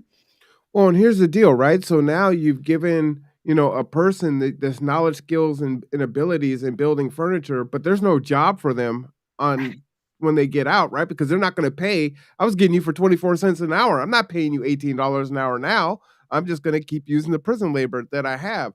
So that time is so wasted in not giving, folks a way to, hey, you know what? I'm going to get these knowledge, skills, and abilities. I'm not going to have to make these decisions once I'm out, and I'm going to be able to live and take care of myself and my family, as I said before. Let me go ahead and show this statement from Tara, where she was I think it was when she speaking. read the bill. She did a really good job. Yes, and just to show you, here is a comment form for House Bill 1024. Again, super easy to do it. Now, of course, I'm on my computer, so I have autofill, so this might seem like cheating, but you too can do it really easy, right? Just your address, your city, state, zip code, your name, confirm your email, your phone number, whether or not you support, oppose, or you're neutral. Of course, I support it. And then putting a note in there. And I think that note is really important. And then send. It is really that simple. So even if you don't have a note, again, that's another vote in support, right? It's that fast. It's that fast. So I really encourage people to do that. But let's go ahead and let me get this video ready for us here really quick. Just give me a second. And let me play that. I'm so thankful for you joining us today. Again, our guest is Kelly Olson from Civil Survival. You are joining us for our legislative roundup here on the Conduit. We're so thankful that you've joined us today. A lot of really important things are happening right now in Olympia, and your voice needs to be heard. But you need to know what's going on so that you can lend your voice. So let's go ahead and get into this here. And reentry to recognize as the vice chair. Thank you, Mr. Chair. This bill is a step forward in trying to solve many problems at once. It is a work in progress. I know I'm going to continue to work with Department of Corrections and other colleagues in the Appropriations Committee to try and achieve the goals of the bill, which is to increase crime victim compensation restitution to victims, also increase amounts going for child support, and also make sure that people have money in savings for when they reenter from incarceration. So, it's really tied to the forced prison labor and valuing human labor, all human labor, and wanting to make sure that people are paid fairly for the labor that they're doing inside prisons and meet our goals. So I respectfully ask everyone to vote yes. Thank you. Any further comments? Sure. Public hearings on bills that have been referred to this committee today. Thank you. I am Representative Tara Simmons from the 23rd Legislative District, which is Bremerton, Paulsbo, Bainbridge Island, and parts of unincorporated Kitsap County. Thank you, and welcome our vice chair, the only formerly incarcerated member of the legislature. I'm not sure if there are any other formerly incarcerated members of legislatures around the country. Are you the only? There's one other. So there's a couple more now. Since I got elected, we've been working to get other people in other states. So I think we have 3 now. So well, yeah. Welcome, and let's hear more about you. This is really cool to be here in person finally. I remember coming down to the legislature and testifying before this committee so many years before I got elected. And this is my first time actually in person getting to testify before you. So thank you, Mr. Chair and Assistant Ranking Member Mossbrucker and all of my colleagues. It is a burden and a blessing both to be the first formerly incarcerated legislator in our nation. And this issue caused me a lot of trauma when I was incarcerated. And I think that's why I'm here, is to bring my lived experience into this magical space where we can actually implement change. Today, you'll hear about the 13th Amendment to our United States Constitution and how slavery was abolished except for punishment for a crime. And that's what's going on today in Washington State. People are still being punished with forced labor because they have committed some kind of offense. And those offenses are often rooted in mental health and substance use disorder. And this is the way our legislature has gone for many years, is to decide that people who have mental health issues and substance use disorder are criminals, and we're going to put them in prison instead of get them health care, and then we're going to force them into labor. Many people, in the legislature it's easier to think that people in prison are bad people. It doesn't take much thought or nuance in our thinking to think that way. And maybe they deserve this kind of punishment. But I'm here to tell you that 95% of the women that I was incarcerated with were victims of severe childhood abuse, sexual assault, and trafficking, and so many other things. And they don't deserve this type of punishment. There's also a lack of programming in prison. We don't have a lot of no access to mental health care, really. And so when I was in prison, I spent my time self-organizing with other women to do things like celebrate recovery, Bible studies, crocheting circles, and things like that. And that's really what helped me heal. But the DOC will have you work at with threats if you do not work for 42 cents an hour in the kitchen or in the custodial unit or in the laundry room, and you will get a major infraction. And that means you can go to solitary confinement. But for me, what that meant is that I couldn't see my kids. My kids came to visit every weekend. And if I did not do what they said and work for 42 cents an hour, then I could not see my children. And so I think, that coercion is really tied to the 13th Amendment and the abolishment of slavery, and how we have said we're not going to have people be slaves unless we're going to force you because you've committed an offense. This bill, and I also want to give another example of what $55 a month will get you in prison. First of all, the maximum you can get for class 3 jobs is $55 a month, but then that's deducted by LFOs, child support, cost of incarceration, all this other things. So you might come out with like $25 a month. And for a menstruating woman who needs to buy tampons on the commissary, because when I was there, feminine hygiene products were very subpar if you got them. And if you had a heavy flow, you had to go to the doctor and pay a medical copay to go to the doctor, and then hope that the doctor would believe you that you needed more. So many of us had to buy tampons on the commissary, which is $6 a box. Then we have to buy our own deodorant, Q-tips, shampoo, conditioner, soap.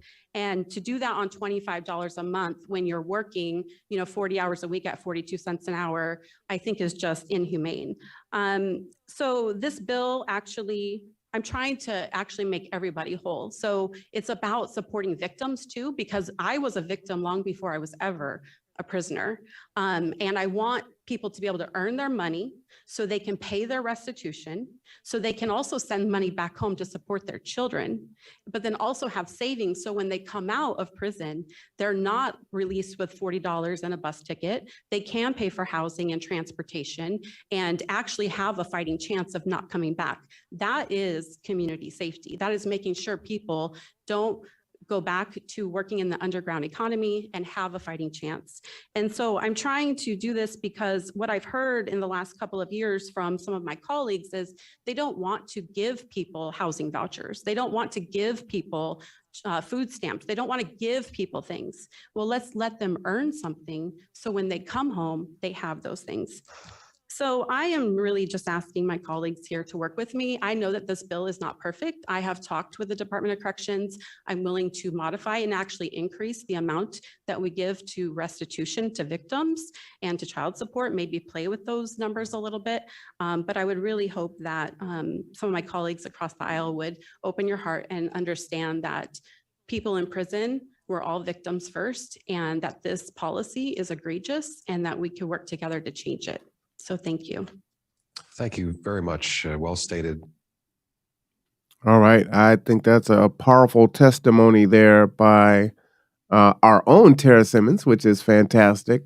And that really does speak to the point, right? I think this is really important. Do you have an idea on whether or not Congress is leaning toward adopting this House bill? Is there political will for this? Is there, where's the wind blowing?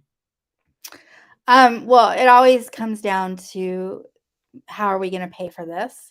And it is the state legislature State legislature, yes. that will be deciding this. So, ironically, there were definitely members, especially last year, that talked about actually raising the wages. But at this point, it's passed out of the policy committee, and it's just had a hearing on Monday in the appropriations committee. And as Representative Simmons was talking about in her intro of the bill that she's working with Department of Corrections. I think that there is will to get something passed. It will probably be just a raise of maybe $1 to $2. So not a giant, not what we were looking for or what we are hoping for. A lot of times what we have found in the legislature is that it's slow to move. So, important part of it was starting this conversation and then chipping away at things and coming back and getting more and getting people to understand. I mean, the people who make these laws are the people in the legislature. Not all of them understand fully kind of the depths or the breadth of the collateral consequences that we go through, and it takes us sharing our stories. I, for one, it took me like 10 years after prison before I actually got involved in advocacy. I really just wanted to kind of put my head down and like stay on a straight and narrow path and not get in trouble. And, I didn't matter. I came out and got 2 degrees. It didn't matter. I couldn't get jobs or housing. And, I watched Tara's story and really learned the importance of those of us who are out here who can to share our stories, to get involved, to use our voices, to actually enact change. And it's hard. There's a lot of trauma that we've experienced, and coming out and sharing our stories of having been to prison is, not something you necessarily feel like talking about every day. But once I started to realize how important it was, I realized that it really is necessary if we're going to um, enact any type of change. So, would you mind, Kelly, just speaking from your own experience? What was it that got you over the hump? Right, it was so difficult. Like you said, folks won't hire you. You're seeking education. What was it? That can be inspiration and encouragement to others that are going through this or going to be going through this soon.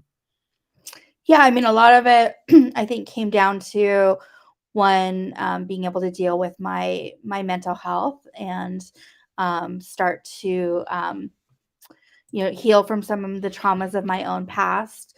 I was fortunate that I had family I could live with when I immediately came out. I also relied on education. I came out and got a bachelor's degree and a master's degree. However, I will also say that even with those degrees, I still faced a tremendous amount of discrimination. Even getting a job at the state, I was forced through a lot of trauma investigation, all this type of stuff, just to have a job that I had there. So probably the biggest thing was really building a foundation of my own mental health and my own support to be able to kind of withstand that. Um, and then the next biggest thing was really getting involved with other community members who are having the same fight and who are going through the same issues and can understand the struggle that you're going through. Because as much sympathy as my family had for me, having not gone through the amount of discrimination, it was difficult for them to understand why I still struggled to get gainful employment, even with a master's degree. And you shouldn't have to do that. Education is not necessarily the path for everybody. I think everybody should be able to get a living wage job. It was just a place that helped me find my voice, um, and continuing to, be persistent, build those relationships in the community. I did a lot of volunteering, which is not easy to do either. That's a lot of time to put in to basically work for free to get experience. So, my goal is to hopefully build better opportunities for people than necessarily the path that I went down.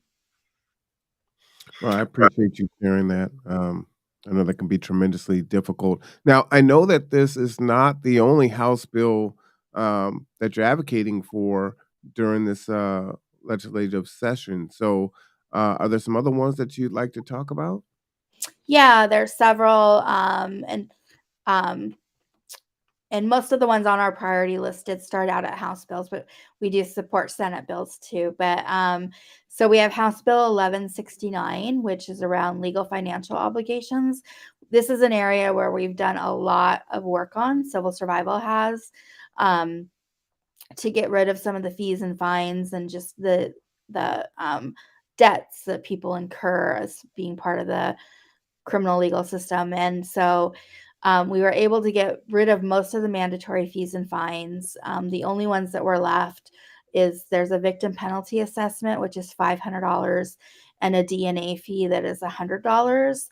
And the victim penalty assessment actually goes to the crime victim advocates in the prosecutor's office that support crime victims for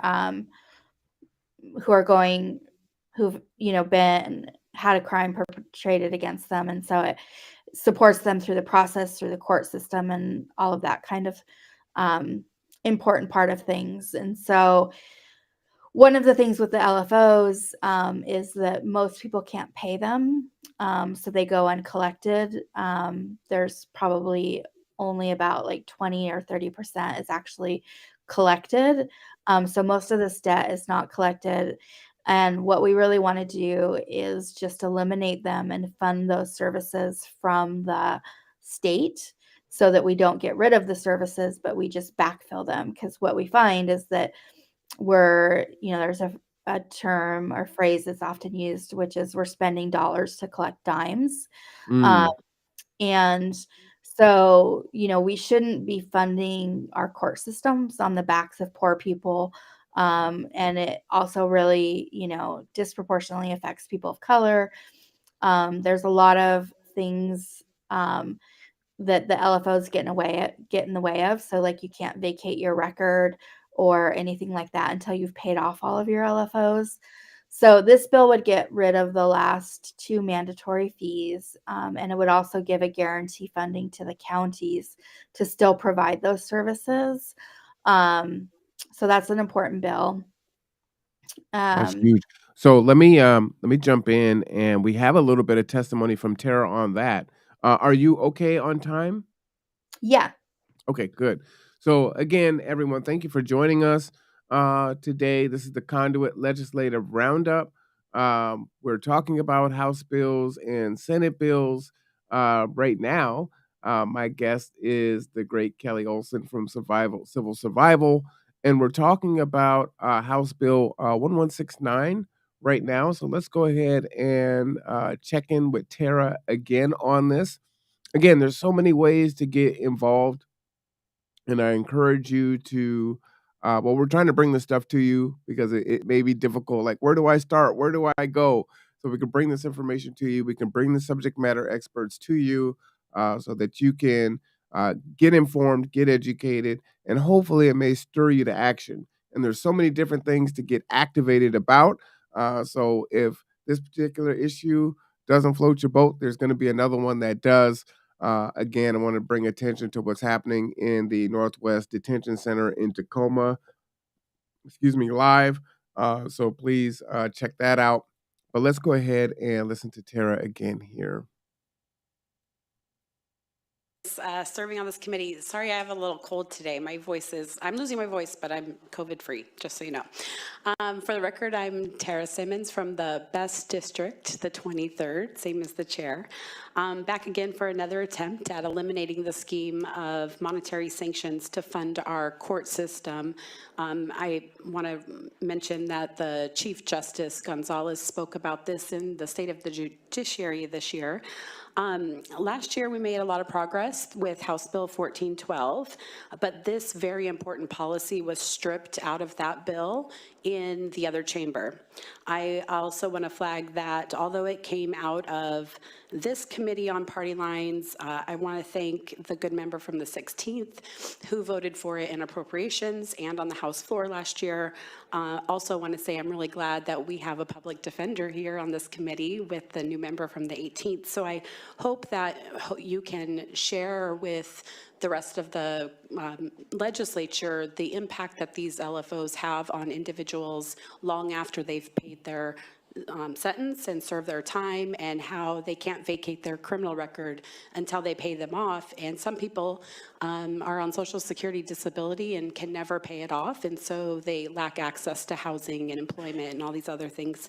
I want to also note for the record that there's no opposition to this bill, because I've worked closely with victims, prosecutors, law enforcement, AOC, and so many stakeholders. And so this is really about freeing up county clerks from having to enforce these debts that they cannot collect on, and instead providing a sustainable source for victim services and the DNA collection.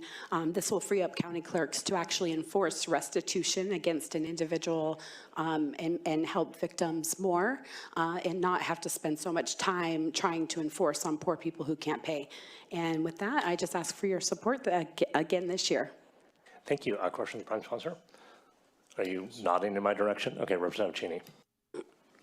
Thank you. I guess my question is this would this bill change it to be waivable fees under a Blazina analysis, or would this completely delete those fees? And the reason I ask this, it seems like there might be a dichotomy between Blazina and its progeny and those who can financially be able to do this, perhaps private retained clients and things like that. Thank you. Yeah, I think this is just getting rid of it for ease and efficiency.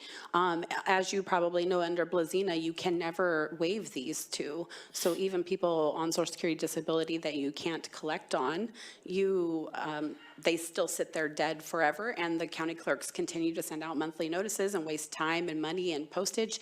And so this was actually a deal with clerks and prosecutors, and like, let's just get rid of this scheme on these two mandatories, because these funds are really important. It's important to have victim services, and let's just fund that, because to try and do the math, I mean, I think it's a small amount of people that actually retain counsel and have money. Most of the people going through the system rely on public defense. So it was just too difficult to do the math and figure that out. Okay, thank you. Let's hear.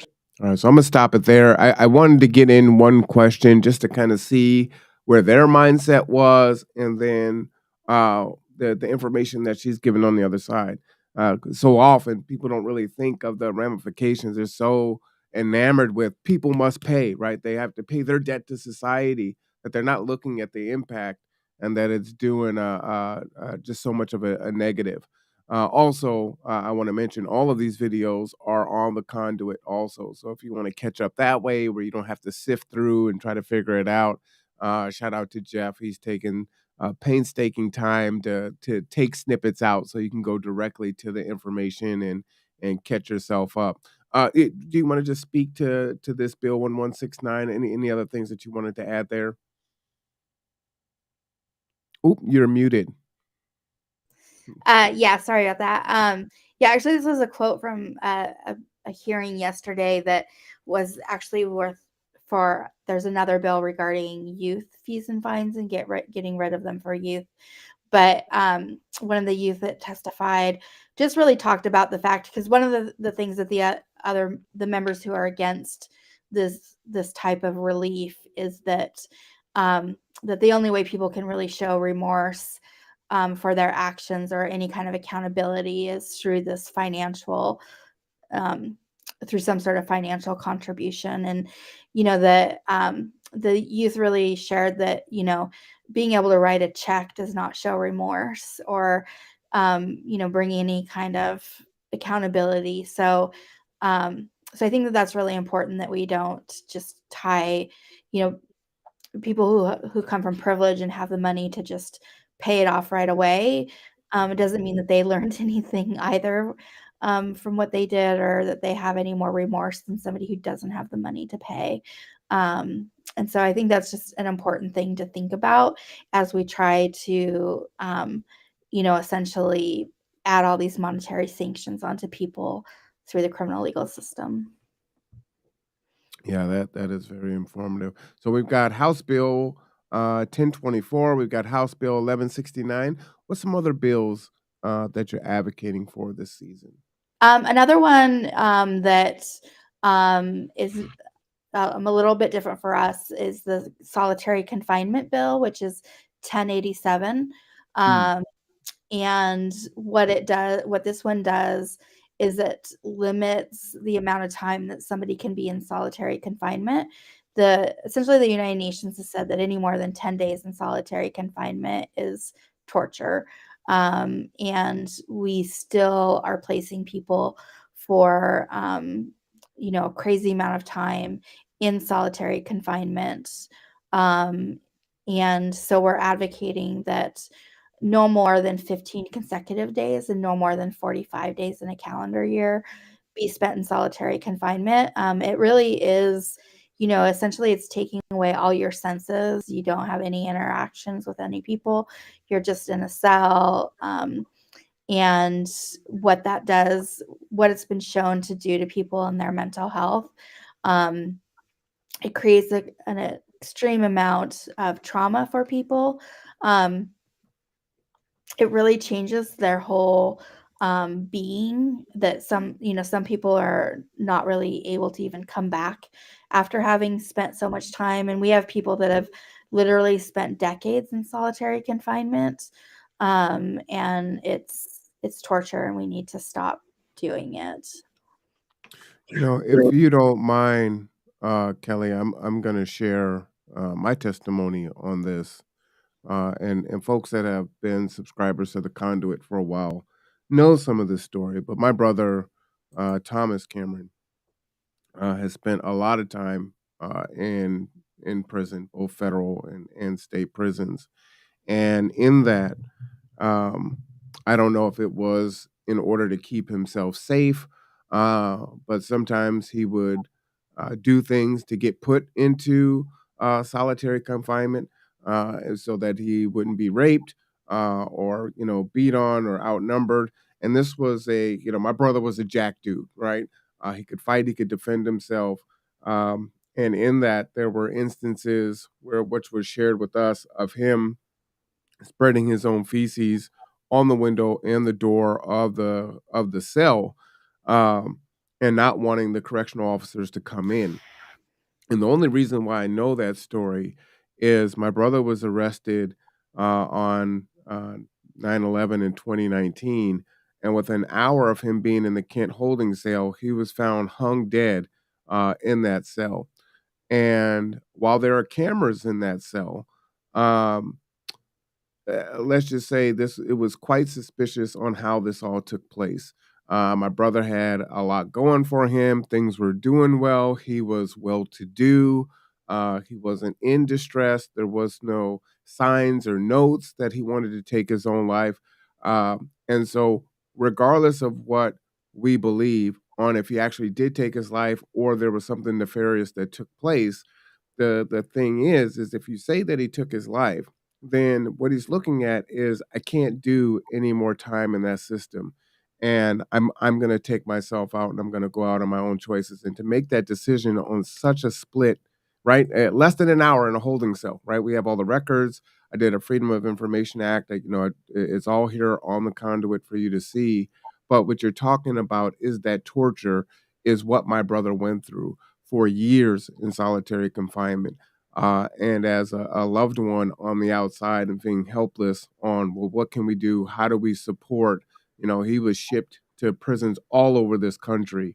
And so he had no contact with family members and things like that. It's cost prohibitive for us to fly out and visit him. And that's my testimony on that. And so one of the justifications that the Kent police made of why they did what they did, in regards to how long it took for them to get help to him, was they said, well, when he wasn't responsive, what they did was they said they had to go and get the riot gear and get dressed up to go in because he had spread feces in prison.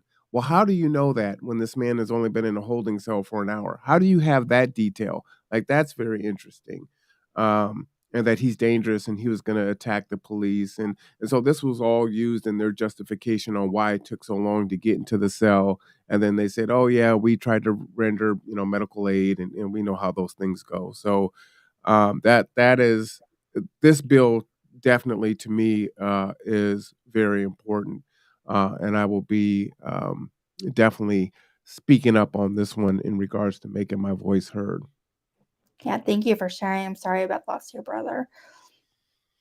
Yeah, that's tough. Well, we're coming to the top of our hour, and I'd so appreciate you coming on and sharing with us.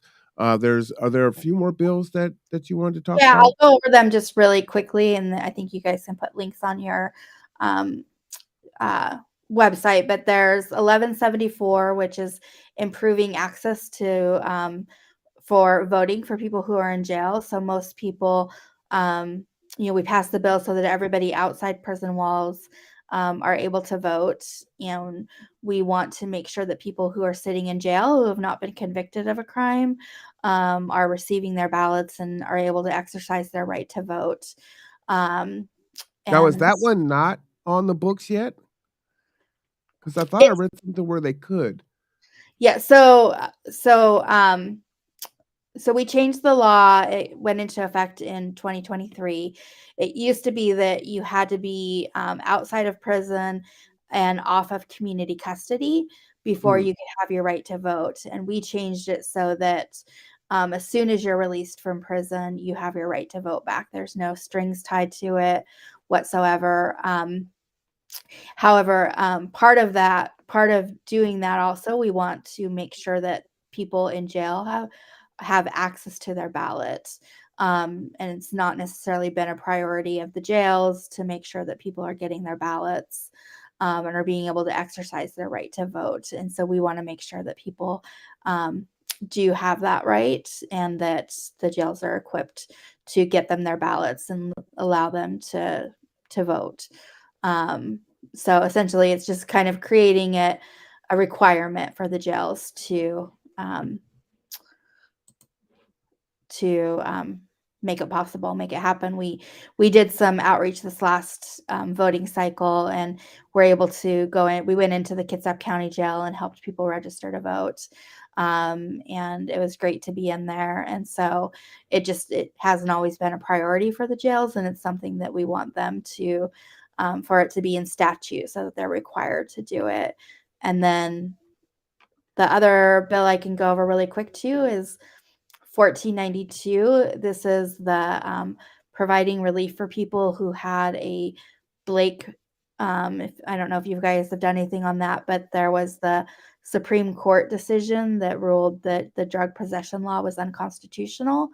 Please go into that one. Let's take a little time there to unpack that because this is really impacting our unhoused population, especially here in Bremerton. So yes, please take some time on that one. Okay. So there's a couple of different ones around Blake. So first of all, for those who are watching and don't know, the Blake decision essentially made possession of a controlled substance unconstitutional. And so what that meant was, one, it changed the law so you cannot be charged for possession of a drug.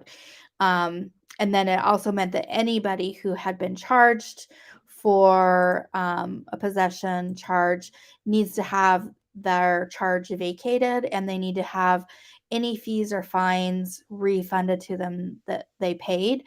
And this goes all the way back to like 1971 or something like that, when that law was put on the books. So yeah, there's kind of two components to that. So there are some bills around. So what happened when the Supreme Court decision passed was, and this was 2 years ago, the legislature made a new law that essentially made it so that if you were caught with possession of a drug, that you needed to be referred to treatment at least 2 times, and then after that, you could be charged with a misdemeanor. And that law sunsets this year. And so a big battle that will be going on that we're not necessarily in the middle of is whether or not they're going to recriminalize drug possession or not. So there are legislators that are working on that. We'll probably weigh in on it a little bit. But the bill that we're specifically talking about is what happens to everybody who had these charges and is owed this money back. Because what's happening is throughout our state, people are looking to get their refunds, getting their records vacated, and it's not being handled in a uniform manner across our state. And so some counties are handling it different than others. And so the bill that we're working on is the cleanup of this decision and making sure that people are getting what's owed to them. And then, like I said, there will be another bill that'll be focusing on whether or not they choose to recriminalize, which there does look like there's a push to do that. We'll probably be pushing against that, but So let me ask you, Kelly, when you're talking about recriminalizing drug possession, is this for marijuana also? I would need to look at it. That, like I said, I've been focused on the one going backwards, so I haven't been very focused on the recriminalization of it, because that's not an area that we're super focused on or have the capacity. And the bills that we are working on, we get into the weeds of, and so it takes a lot to. So I would not want to answer that one without being fully. I asked that question just because this seems really dangerous for people in regards to, okay, it was decriminalized for a time, which, kind of removes the stigma. And so, folks are, using drugs or possessing drugs, and then you recriminalize it. It's almost like a trap. You know what I mean? So this seems really dangerous. And I'm in the chat. It says Bremerton is recasting it as public use. So this, so what it's not that it's illegal to have the drug possession, but the use in public is a criminal offense. So that's kind of the workaround with the law. So can you speak to that on how it's like folks may have the misnomer of, well, no, it was decriminalized, but then the government kind of circumvents the law and still finds a way to criminalize people. Yeah, well, I think that that's part of the reason why the legislature needs to find a fix that's statewide, because then we start to get into a pretty dangerous territory of essentially like justice by geography. If we have Bremerton that's doing this, Tacoma that's doing this, Yakima that's doing this, then you start running into these areas where it could be different wherever. So, all right, well, I appreciate that. I wanted to welcome on Paulo Nunez. And Paulo, say your last name for me. I'd never known how to pronounce it. Yeah, it's Nunez Bueno. Bueno. Yeah. Bueno. Yeah, it's simpler than you'd think when you're looking at it. It's just Bueno. So Paulo is from Front and Center. Kelly is with us from Civil Survival. I wanted to introduce the two of you. And Paulo, we're still finishing up on this, but if you have something to add in here, please feel free to do so. As we are at the top of the hour at 3 p.m., we just want to welcome everyone that has been watching us for the last 2 hours here, and all of you that are just joining us now. Paulo, go ahead and refresh your screen because you have only one bar, so your internet signal isn't great. You are watching the Conduit. This is our legislative roundup. And at 1 o'clock, we were talking about what's going on in Tacoma right now, in the Northwest Detention Center, with the detainees, those that are being detained, being tear gassed, the marches that are taking place today, tomorrow, and Sunday, and how you can get involved with that, and the House bills and Senate bills that are associated with that. Now we're talking about prison reform with Kelly, and we're going to get into transportation equity with Paulo. So we got a full slate today. We're going to finish up our conversation on prison reform. I wanted to go ahead and play this video. Paulo, are you in a hurry? Because what I can do, if you are short on time, I can come to transportation and come back. You're good? I'm good. All right. I appreciate you. Let me give you the horn. Paulo got the email just a few hours ago, and I told him I was going to send it yesterday. So your flexibility is awesome. I appreciate you. So let me go ahead and play this video here so we can get some context, and then we'll come back after the video.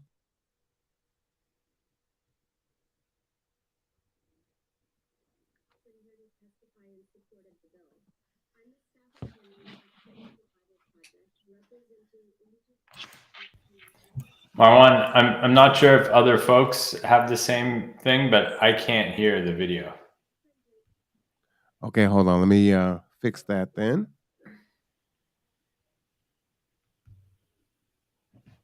That happens from time to time. Everything is great, and then it's not. All right, let me start that over just a little bit there. Is that better? Civil Survival Project, representing indigent clients in obtaining Blake relief and providing self-help for people who want to try to obtain relief on their own. I've worked on Blake cases in dozens of counties and municipalities throughout the state. Every single one of them has its own process and wildly different understandings of which LFOs are affected. For example, in a recent case, a prosecutor prepared an order vacating my client's conviction for simple possession, but did not address LFOs, even though the prosecutor agreed the LFOs should be refunded. The prosecutor insisted the clerk would automatically know to refund those, but after the order was entered, the clerk told me she's unable to refund any LFO on the basis of that order. The end result is more litigation, which consumes the time of all parties involved. More importantly, it delays the justice to which my clients are entitled under Nelson v. Colorado and the refunds they desperately need.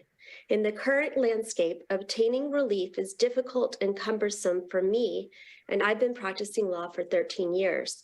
It's near impossible for non-lawyers to navigate when they try to obtain this constitutionally mandated relief on their own. House Bill 1492 addresses those problems, and I urge you to pass it. Thank you. Can we hear from Camarina Zorozua, please?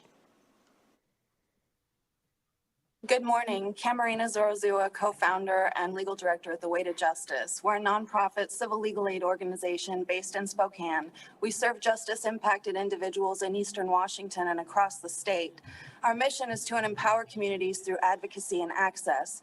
We offer post-conviction relief through an equity lens to remove barriers to our clients so that we can address the collateral consequences of convictions.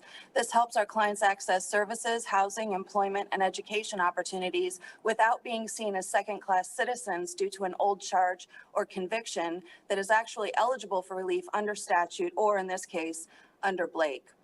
We do this by reducing legal fines that they owe, restoring their rights, and vacating convictions. We've vacated state v. Blake convictions in dozens of counties all across the state of Washington and have experienced the inconsistencies. Our work is focused on a holistic model. We center the individual needs of our clients. We have screened every individual who walks through our doors for Blake relief. Many of the people we come in contact with do not know that they have a qualifying case under Blake or that relief is available at all. Through this work, we've seen the harm caused by actually 50 years of the war on drugs, the impact on our clients, their families, their loved ones, and our communities. These harms have been disproportionately felt by people of color, those who have substance use disorders, mental health needs, and those living in poverty or homelessness. Due to the war on drugs, discrimination through policing, the targeting and criminalization of people of color throughout our justice system, biased and discretion given to prosecutors in their powerful positions that result in harsher sentencing, lack of sentencing I'm alternatives. sorry, you're out of time. So you're pro on the bill, right? For the most part, except for Section 3, we would like to express our concerns regarding ex parte entry of orders that would deprive defendants of notice and the impact that that may have on immigration proceedings in federal courts. Thank you very much. That will conclude the public testimony and conclude the public hearing. All right. So, just a few things that I wanted to note there is you really do need to practice your 3 minutes or your 1 minute or however much time that you have. It goes so quick and so fast. And sometimes you have 100, 200 people testifying and it's got to be a challenge to sit and listen to all those. But you're also trying to convince through those stories, so it is really important to prepare for that. Kelly, have you done that before? Yeah, I've testified several times, so Is it it's scary? definitely it's not too bad. They're usually pretty good, but it is important to practice your time so you don't get over, and that you're concise. Are there any opportunities to testify coming up? Um, I would need to look up the schedule. Trying to see where we are. We're in a weird place where we've moved out of the policy committees for most of these. There is a pardons bill on Monday. And I think actually the recriminalization of the Blake bill is also on Monday. If people want, and you can sign up to testify both remote or in person. Okay, and I will put that in the chat here shortly. And so if folks want to get involved, is there another bill that you wanted to talk about? I just wanted to make sure I got them all. No, that's good. If folks wanted to get involved, how do they get involved with civil survival? If they don't necessarily want to get involved with civil survival, but they do want to provide testimony, can they come to civil survival and you'll walk them through it or refer them to where they need to go? What's the process for that? You can share my email if folks want to reach out. I'm happy to help. Okay. What I'll do is I'll have you type that. You're so fast. You already got it in the chat for me. You're cool. All right. So I'm going to go ahead and share Kelly's email in the chat. So that is one way that you can get in touch. I'm also going to put Civil Survival's website here on the screen for everyone. They've been doing so much good work here in Kitsap County. There's videos here, legislation and advocacy. You see Tara Simmons there with what's that? Looks like Jay Inslee. How to get involved. There's so many things to advocate for, and either you or loved ones are justice impacted, and what that means. Trying to just live, pay your rent, go to work, eat, be healthy, provide for your family if you have one. It's so important. So I just encourage folks to get involved there. Go ahead, Kelly. I did just put in the chat. We are having a lobby day on February 20th. So we will be down in Olympia. I put a link to it in the chat. You can register there, and if you're available, we'll have a program in the morning where we'll kind of teach people about the bill process, how to testify, and then in the afternoon we'll have appointments with your legislators. That is a really good opportunity to get involved. Well, I'll give you a little secret, Kelly. G2 will be providing transportation to the youth for that event on that day, so I will see you there. Okay, good. Look forward to We're also going to document it, so we look Awesome. forward to seeing you in person. Well, I want to thank you for coming on and sharing all this information with us. It's so very important. And very illuminating. Again, I was telling Maru how much I've learned. Actually, I was telling Anika that, in an hour's time, I've learned more than I've learned the entire year. And now I'm 2 hours in, and my mind is blown by just the need and the advocacy for so many different groups. And there's something here for you to jump in and advocate for folks. And there's so many different things that you can do, writing letters, right, through PayPal, donating your time, doing a selfie, right? Yeah. I showed how easy it was to just sign up and make your comment. I mean, it's like literally seconds to do. And again, subscribe to the Conduit. We're putting this information on so you don't have to try to dig around and find it, because I know it can be a lot. So we're trying to create a central location for this information. But again, we just thank you for your time and you coming on. The big one also is don't forget Bremerton Port Orchard votes.org. Show up this week, bills that need your support. I'm going to go ahead and put that up there too. and that is also on the Conduit. Kelly, any last words before you go? Nope. Thanks for having us. All right. I appreciate you so much. Thank you. Please enjoy your weekend, and I can't wait to see you in person. Okay. Thank you. Bye. All right. All right. So let me just go ahead and put that on the screen as I pull up Paulo here. All right. So this is local right here in Bremerton, and Port Orchard is really the kind of focal point of this group here. But these are bills that need your support. They're all listed. Like I said, we're curating this, so you don't have to go digging around for it. If you have a bill that you think is important that should be on this list, you can reach out and let us know. But yeah, we're trying to make this as easy as possible for you to provide your advocacy and support. So it's a big deal. All right. How are you doing? Thank you for coming on. Again, you're so awesome for coming on in such short notice. Oh, I'm good. I'm new to this to Restream, so I don't know if I've got my setup for from the good mic. Can you hear me okay? Yeah, no, you sound good. All right. Yeah, this is exciting. I've never been on before, but learned a lot from that last guest, and really interested in learning more about civil survival. So what's going on? Well, what I was hoping that you would do is, with G2, and we've joined Front and Centered, and, I was hoping that you would tell folks, who and what Front and Centered is, what kind of advocacy work that we're into, because it's we're part of That's right. Front and That's Centered, right. so we're super excited about that. In regards to transportation equity and transportation justice. And if you want to expand that, because Front and Center does way more than that, then that's okay too. But let's start there if that's okay. All right. So let's see. Hopefully I can do this justice. Are you still there? Oh, I'm still here. Okay. I did something I'm wrong. just giving you the whole screen. Okay.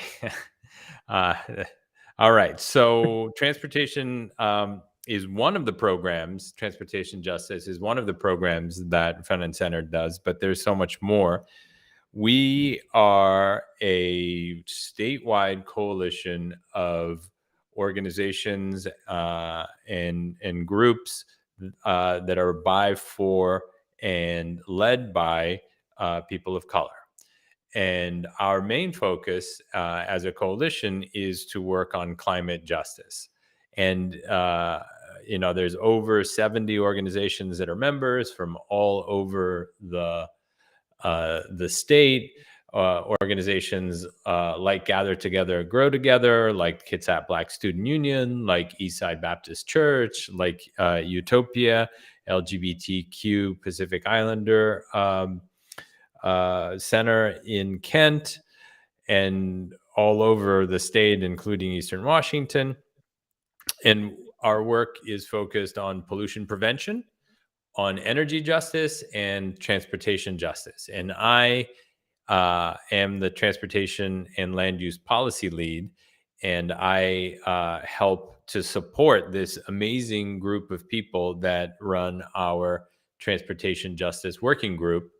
And Marwan is one of the members of that group and is doing incredible work in that space also. Marwan, you want to plug Transit Equity Day? I'm really excited about that. Yeah, absolutely. So this Saturday is Transit Equity Day. This will be the first year that we celebrate it. So in partnership with New Horizon Ministries and Kitsap Black Student Union, G2 and the Conduit are going to host the event. It happens to be Rosa Parks' birthday, and the Kitsap Black Student Youth are going to perform and educate us on why transportation equity is important. And there's a project that they're involved in. We actually received a grant from Front and Center, so we're super excited about that. To help us do the work. It sounds like hyperbole that the youth are our future, but that's not cap. It's true, and so we're going to empower them, and so they can advocate for themselves and their needs. Many folks here in Kitsap County are place bound. They're going to raise their kids here. They're going to live here, and they're impacted by transportation here. And if you were watching the city council meeting yesterday, you heard me testify during public comment to city council and the mayor about how transportation equity is so important and how much more critical it is post COVID when you think about folks having to work multiple jobs because housing costs are so high, food costs is so high, eggs, right? Fuel, all of these things, and wages aren't keeping up with the cost of inflation, and folks are having to work 2 and 3 and 4 jobs. Well, if there's no bus service on Saturday, if it stops working at 8:30, running at 8:30 at night, how are people supposed to get to that second and third job and make those ends meet? So they can't keep up. Then you have desperation, and some of those folks are gonna fall into the category of the last guest that we had on, and now they're just as impacted basically because they feel like they have no other choice or any other option, right? So, we can, head these things off at the pass. We can reverse these injustices that exist and give people an equitable foot so that they can take care of themselves and their family. And this is really what it's all about. We don't want our children to inherit a world that's going to be harder for them to live in. And that's kind of speaking for myself on that, but I think that is kind of the voice of many that do this work. Is that a pretty good synopsis? So Saturday, the mayor, our Mayor Wheeler, is going to come out and he's going to proclaim Transportation Equity Day in the city of Bremerton. So it was short notice and he jumped right in on that. And so we're super excited. I've never done that before. So shout out to the Kids at Black Student Union and Jewel Shepherd Sampson for her work and for the youth, of course. So it's 2 to 4 at 4040 Wheaton Way, Suite 203, which is New Horizon. For folks of you that are local and listening, you know where it is because that's where we have our pancake breakfast every fourth Wednesday. It's not going to be pancakes. It's going to be spaghetti, fried chicken, salad. We're going to roll out the red carpet. We're going to have a good time. So hopefully everyone will come. We have some people coming as far as Bellevue, but it's going to be a live broadcasted. So please tune in. It's this Saturday. Yeah, that's pretty amazing that it's coming together. The thing that I've heard people say is that Rosa Parks sparked the civil rights movement by fighting to have a seat on the bus.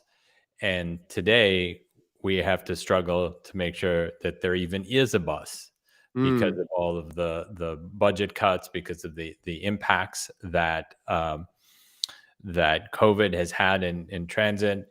And I just want to sort of equate transit to some of the basic needs that we have in the society, like electricity, for example. There are places, not in America mostly, where they say there's no electricity on Sunday. Mm-hmm. There's no electricity after 8:30 p.m. And people have real hardships because of that. And the work that we're doing at transit at front and centered is to do everything that we can to advocate for transit and safe sidewalks and safe places for people to roll their wheelchairs and bike facilities to be seen as basic human rights. That to be able to be safe and not take your life into your own hands when you go and get groceries or when you go to school or when you go to work is not a luxury. It's not something that some people should have and other people should go without because they're Black or brown or low income or because they haven't had the opportunities that other people may have. This is a basic thing that we need to provide. So, at Front and Centered, we follow this really simple recipe, right? We're saying we need to assert rights. We need to show where those rights are being violated. And then we need to demand that rights are met through advocacy, through policy, through other means. And so when it comes to transit, we started to do some research and we passed a proviso last year that asked the legislature to go out and count. Well, how many people do have access to transit that's frequent, that's reliable, that's 7 days a week, that comes every 15 minutes, that allows you to, this is crazy to think, that allows you to take the bus to work and then come home on the bus on the same day. And it turns out that the result of that is it's 7%. Wow. 7% of the people in Washington have access to a bus that's just a basic, reliable bus route within a half mile of their house that runs every 15 minutes, that can get you to the places that you need to go. And so our next piece of work is to say, wow, that's not good. We need to do a whole lot better than that. And so we don't have a bill number yet, but we're very hopeful that we will have a bill number soon. And Jeff, if you want to go ahead and share the tiny URL link, this is a description of what the bill that we're calling Better Transit Sooner would do. Is it would establish targets for the state as a whole to get from 7% people with access to frequent transit to, in 4 years, so to in 4 years, 14% access to frequent transit, and 4 years after that, 28% access to frequent transit, and 4 years after that, 56% of the people with access to transit. I realized as I'm saying this, Marwan, that I have a typo here. I have 24, 28, 32, and it should be 26, 30, 34. So I will fix that.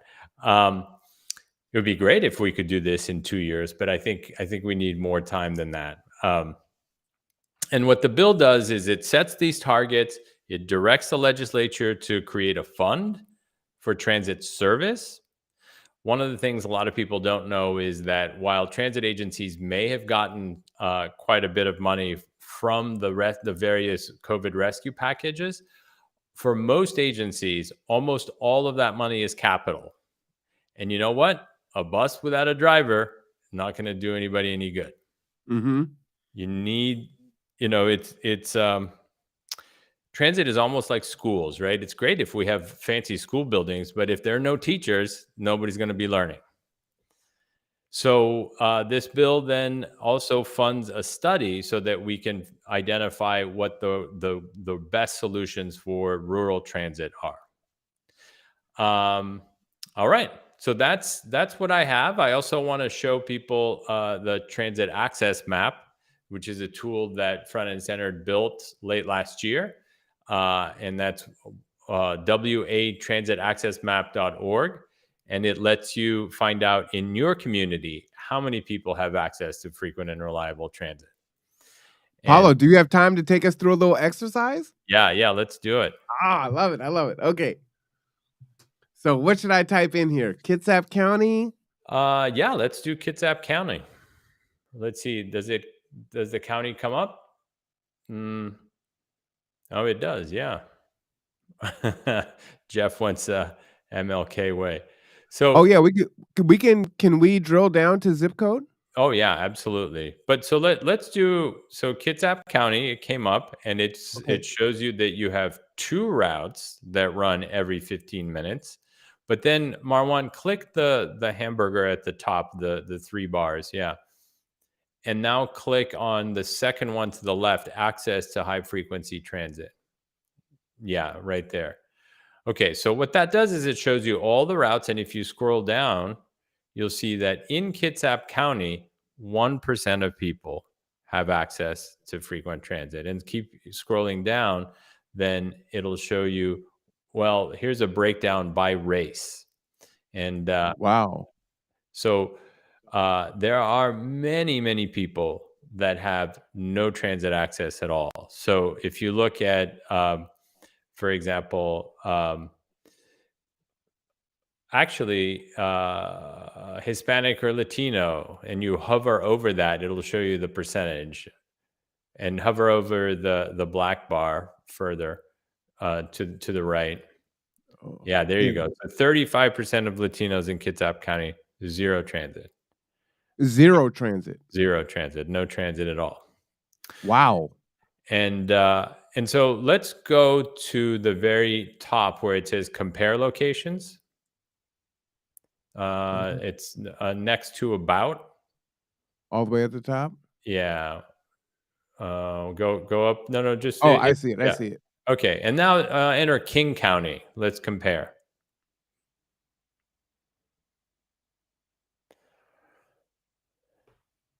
Wow.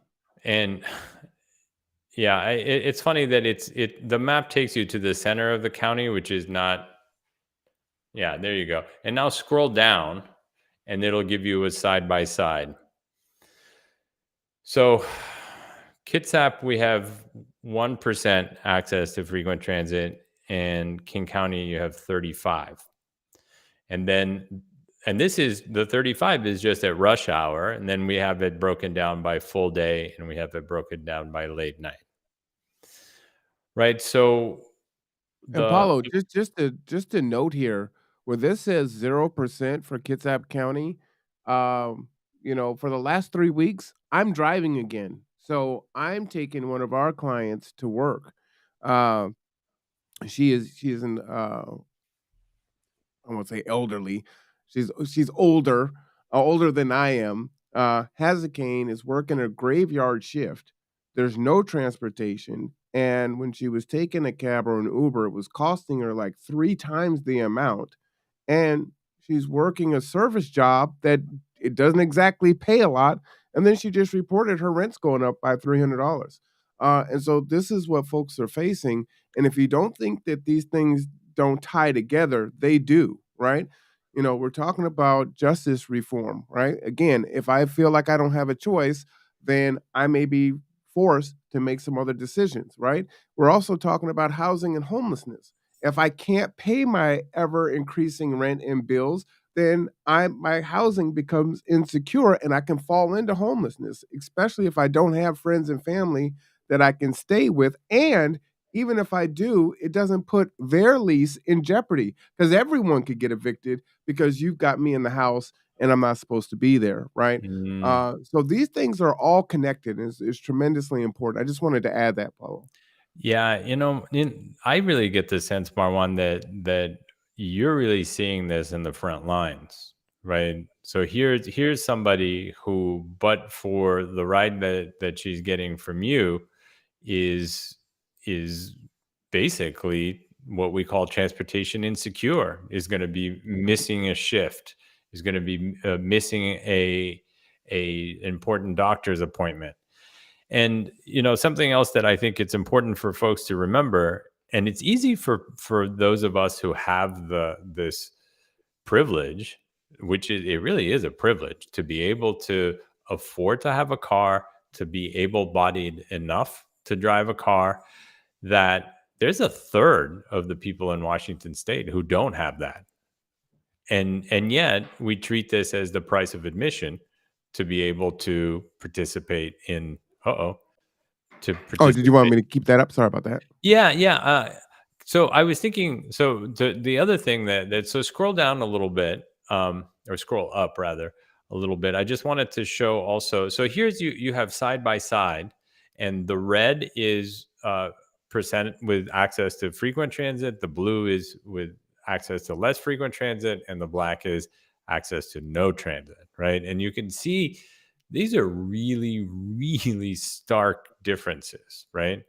And yes, Kitsap is more rural, and yes, it'll always be a bit different, but there is no way that were this. I guess what I keep thinking about is if this was access to another basic service, you take your pick, electricity, water, indoor plumbing, we would not stand for these kinds of disparities, right? So the chart that you're seeing here is, well, like I just said, the red is the percentage of the population. If you scroll up down a little bit, you'll be able to see that. Oh no, the other direction. Yeah. So what you have in the left is Kitsap County, and what you have on the right is King County. And ultimately, the root of these differences, of these big disparities, is that we fund transit service locally. And so what that means is that in King County, folks have voted to tax themselves to pay for transit, and they have more means. But they also they've been able to align their politics in the way that says transit is very important. Now, if we funded schools the way we fund transit, there would be tons of places in Washington state that had no schools. Period. Wow. It'd be places, well, it'd be like, oh, Kitsap County, kids don't go to school over there. Right? It'd be like, oh, in Vancouver, Washington, they don't have schools. They don't do that. It's a local decision. They decided not to have schools. And it's essentially what we do with transit, right? And well, Paul, let me say this. Let me jump in really quick. Yeah. You may not know this, but our county created a community needs assessment. So Kitsap Community Resources, in conjunction with the United Way and Kitsap Public Health and others, worked on these questions and deployed it throughout the county. I think they had somewhere like 6,600 responses, and then they did focus groups after to get more into the weeds of what was important to them. And in most of the data showed that in many of the focus groups and in the data, transportation was like the second most important thing, and it was shocking to everyone. And here, this data is supporting this, and this is an outside agency, if you will, outside of Kitsap County, putting this analysis tool together. And it's like, yeah, it supports it and it aligns. So now you've got the stories from the actual residents. You've got the data to show exactly what it looks like. It's like, all right, so we've got to take care of this. That's right. That's right. So another, so Jeff is asking, 80% of Black near high frequency rush hour traffic in Kitsap. Well, we're not talking about traffic. We're talking about bus service here. And who has access to a bus that is frequent and reliable? So no, in what we're seeing here is that very, very few people in Kitsap County can count on a reliable bus route, and that it's 78% have access to transit of some kind, but may not be very frequent, may not be reliable, in that you can get to work and come back. I want to show you something else. Let me ask you really Yeah. quick, Paulo, before we move on from this. I'm not sure if you know the layout of Kitsap County, but we're on a peninsula and we're really spread out. So Right. Bremerton, I believe we're going to have a big pocket of Black citizens. But then we've got, Poulsbo, that's a 25-minute drive, and Bainbridge Island, which is an hour. We've got Seabeck, that's like, I don't even know where that is, 25 minutes east or west or wherever that is.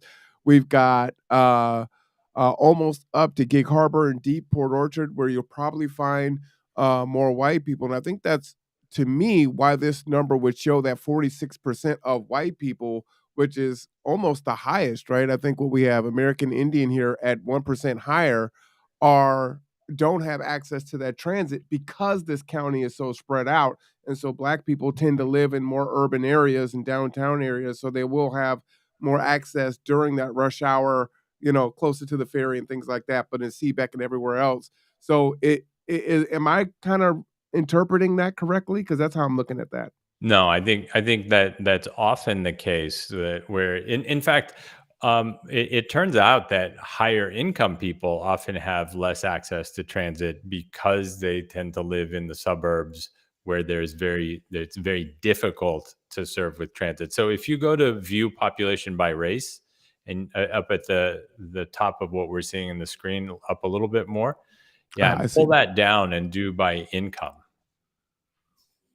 Yeah. So what you see here, it's the folks that are making 100,000 or more have less access to transit than the folks that are making very little money. but still, this is cold comfort because almost nobody has any transit. Right. So this is, and if we want to go to, we can enter a location also and look at Bremerton specifically. Yeah. How do we do that? Go to the top, and Hamburger? just enter a location. Yeah, just say Bremerton. Yeah, there you go. And you can, I guess, go to compare locations and let's turn off. Oh no, keep King County, I suppose. See, so what you see here, this it's really cool where you can see the transit routes color coded by frequency. So the purple ones are your middle. I think the green ones are the ones that come, maybe once every couple of hours. And I think if you scroll down a little bit, we're missing oh yeah, the purple ones are the really infrequent ones. The red ones are the most frequent. And then underneath that, you can see the time frame and you can say, well, what does it look like all day? What does it look like late night? What does it look like in the weekends? So if you click weekends, that's going to be interesting to see when you look at what does weekend service look like full day? Yeah, there you go. So pretty much all purple. yeah. So it all turned purple. And what you see in the east side of Puget Sound is you continue to have a lot of service. Yeah, you've got red here, which is most Yeah. frequent. You've got a lot of blue. Look at these arterials here going over to Mercer Island and to Bellevue, respectively. Yeah. And something that's important here, and many of us know that live here. Many of us are working low wage service jobs, right? How do you get to work on a Saturday and a Sunday? If we change this to weekdays and we go to late night, it might, it really drops out, right? Okay, so how do I get home from work from Applebee's? Yeah. Lowe's, and it closes at 9. How do Let's I see get if home? let's see if we can close the King County one so we can drill into so go to compare locations. And I think that you can cancel, right? Yeah, or clear comparison. Yeah. So now, Marwan, if you go and you zoom in to any of these routes, you can click on the route, and you can get some information about what. Yeah, there you go. So let's click and let's see what comes up when you click on the route itself. All right. So Jeff wanted ML King. So this is down where ML King is here. Park Avenue. I think that's about right. 6th and that's Burwell. So what happens when you click on one of those routes, or you click on the? Oh yeah. So look at that. At rush hour during weekdays, it's more than every 2 hours. 199 minutes is more than every 3 hours. And then 700 minutes, I can't even do that math. I'm like doing the math on that. Okay, 600 minutes is 10 hours. So we're talking about almost 12 hours there, right? So essentially that once a night. Wow. So, my hope in making this tool was to be able to do exactly what we're doing, Marwan, and with Jeff's help too. It's good that he's peppering in with questions, is to be able to make it clear to folks what service do they have, so that when they go and you speak to the mayor on during Transit Equity Day and saying, great, we love this proclamation, but do you realize that we have a bus every 700 minutes during late night? How are people supposed to get home from work? Yeah. So, I hope that and this is the kind of thing that's a little bit invisible, right? Because it's like, well, there's a bus, I guess, it's people, here's the other thing that I think is something that I really hope that more and more people that rely on the bus because they either have a disability or because they don't drive for whatever other reason. I hope that those folks can come on shows like the Conduit, or have the opportunity to participate in discussions about transit, get roles in transit boards, get elected to office, because the honest truth is that they have a special knowledge, they have special expertise in navigating the system that is half built, that's not very well thought out, that's missing critical pieces. That, imagine folks that use a wheelchair, or that are, blind or low vision, and are navigating these streets here, oftentimes that don't have curb cuts, that don't have sidewalks, where there's a long time there. We've built roads that in the middle of cities where cars are traveling 45 miles an hour, and there's 3 lanes of traffic in each direction. So these folks that have figured out, and because of necessity, how to navigate this world that we've built, that is almost entirely geared to serve people that happen to have the privilege and the advantage of owning and being able to drive a car. These folks really understand what needs to be done, and what needs to be improved. And we need to listen to them, right? We need to really understand from them, well, where should the frequent transit go? How do bus stops need to be redesigned? How important are sidewalks really? All of these things are, to be totally honest about it, I've never had to cross the street with my eyes closed. Mm. Right? That is a really important piece of knowledge that somebody that's designing cities needs to have. And we're leaving all kinds of expertise, all kinds of real solutions on the table by not making those voices sort of, I'm going to drop it, front and center in our discussions, in our solutions for how to do this better. And while you're speaking, one of the things that I don't consider, because I don't walk to get around, is just how far one light is to the next for people that do want to cross. So now they need to jaywalk to get across Warren Avenue, for those of you that are, here in Kitsap County, and what that is, right? And you could become just as impacted on that because you're jaywalking. So if they want to, jam you up, they can. But, Exactly.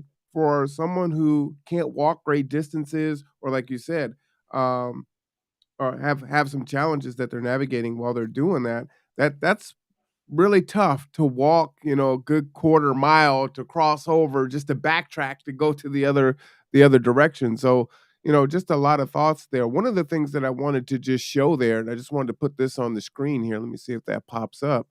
Is, one of my quick solutions is, this is the ferry schedule for to Seattle. And as you can see, we have 1, 2, 3, 4, 5, 6, 7, 8 ferry crossings that leave Seattle daily that come here to Bremerton, and 8 that go to Seattle. And at the minimum, at a start, if they just did one cycle of the bus for every route, then at least citizens can say, you know what? Yeah, it's going to take me 2 hours, but I'm going to be able to get that bus. Like, how do people get home if they're on the 1250 ferry? When we were Right. doing concessions for the Seahawks games, and we'd get on the ferry and come back to the other side, it's the 1250 ferry. We're getting back at 1:50 a.m. There's no bus service, so it's either a cab, or you got some transportation, or you have friends and family that can come pick you up, right? We need public transportation for that. Again, people don't just work in the county, but they're working outside of the county because they're going to get paid more, And well, everyone can't work here, right? There's not enough work here in the county that pays a livable wage or a family wage. So at the minimum, a start would be to run one full circuit of bus service every time a ferry comes in. That's I think right. that's a great start. What are your thoughts on that, Paulo? Yeah, it's exactly right. That's exactly right. That's at a minimum, right? Mhm. You know? Um, But what you have is a bridge to nowhere, right? You literally exactly. have Or leaving people stranded, right? It's that same yeah, thing, right? you got a If ferry that comes from Seattle, and it's like, "All yeah. right, figure it out," or wait 6 hours until the buses start running. Like, what are we talking about here? Yeah, exactly.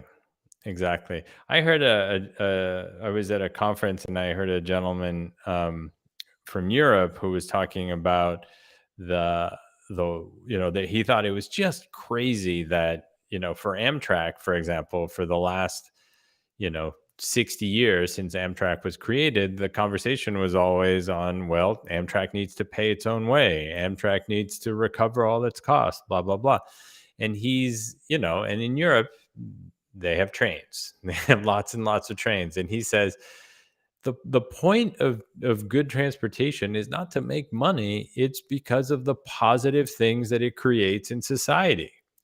It's because of all of the things that you're talking about, Marwan, is that it allows people to go and get to a job where they earn more money, to get to school where they're going to, I don't know, learn how to be a scientist and find a cure for cancer. That's one positive outcome of a reliable transit route could be a cure to cancer, right? But we have this, and it's the same thing with roads, right? We don't say everybody who uses this road has to pay for every penny of it. We have them because they support these basic needs in society. And so I think that's what to go back to Transit Equity Day, it's so important, is that we, since the 1980s, somehow somebody, it was Reagan or somebody who was advising Reagan or something, came up with this crazy formula that says that out of every dollar of federal funding for transportation, 80% needs to go to highways and 20% for everything else. Mhm.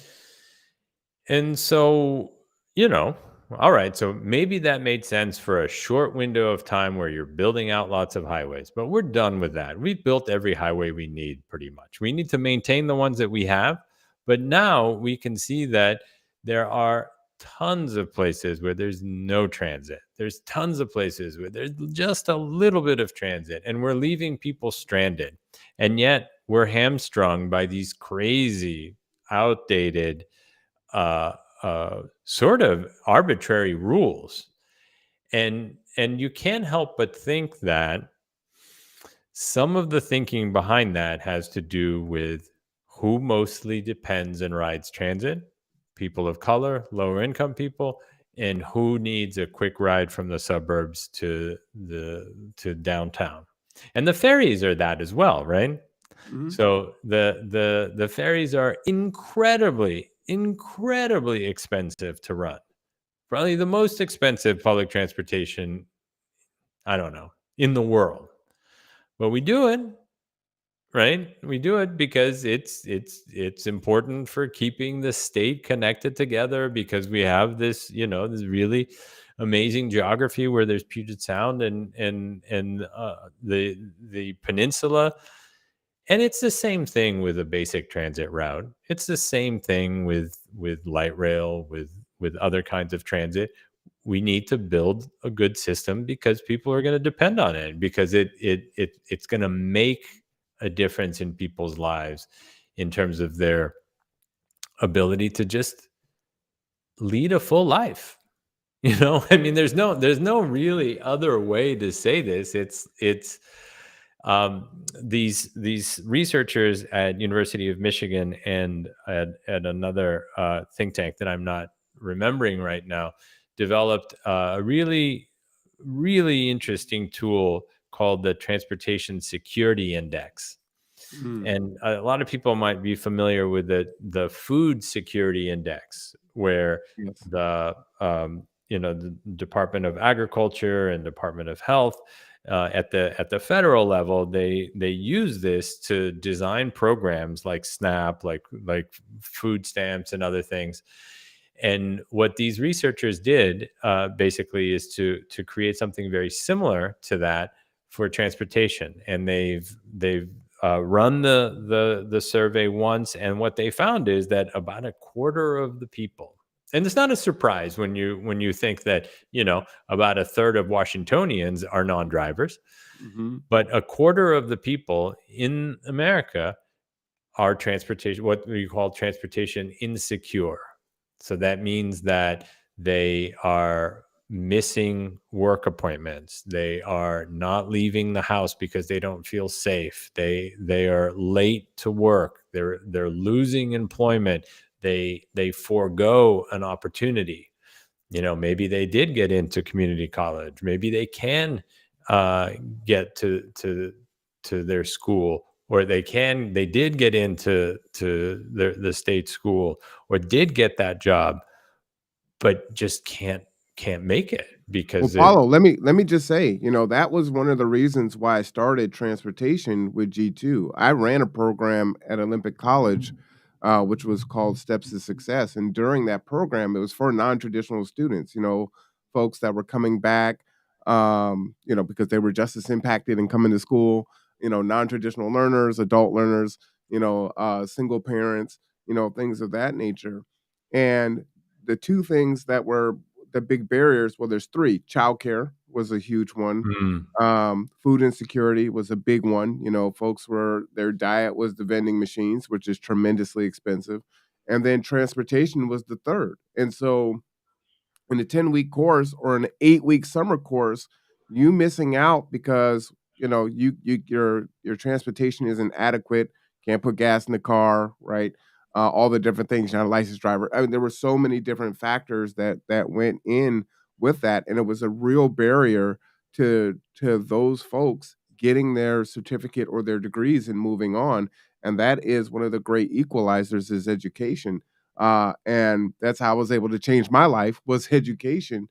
And so, that was really the chief reason why transportation was that thing that was like, this is the void that we need to fill. No one is doing this in Kitsap County. We've got to do this first. And we also chose food, right? So those are the two things that we tackled. And the need is ever growing, right? We can't have enough vehicles and drivers, honestly.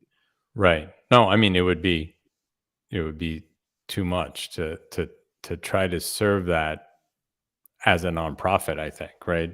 It's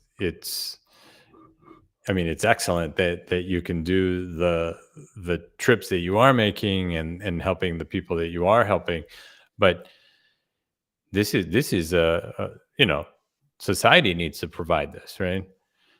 So Well, yeah, that's why I say, Marwan, I think that of all people, you see this most directly, that, like you're saying, that people are they're missing out on really important things in their lives, and it's costing society so much, right? Can you imagine the lost potential from all of the folks that you're talking about? What a difference it would make to have that 10-week program on your, obviously learning that content, but also being able to show an employer, I showed up every day for 10 weeks at this program, and I'm a dependable person, so here's the thing, ultimately we know how to do this. There are really good people in Kitsap Transit. There are really good people in King County Metro. There's really good people at WashDOT. It's not that hard to run a bus route, I mean, it's a great job to be a transportation planner, to be a bus driver, to be a dispatcher. We know how to do all of these things. It's just that our voices have been so easy to ignore. Because again, it goes back to the person that's riding the bus, Black, Indigenous, person of color who's working several jobs. is not the first person that elected officials have in mind when they think about, well, what are we going to do next? Mhm. Who do we have to, who do I have to answer to next?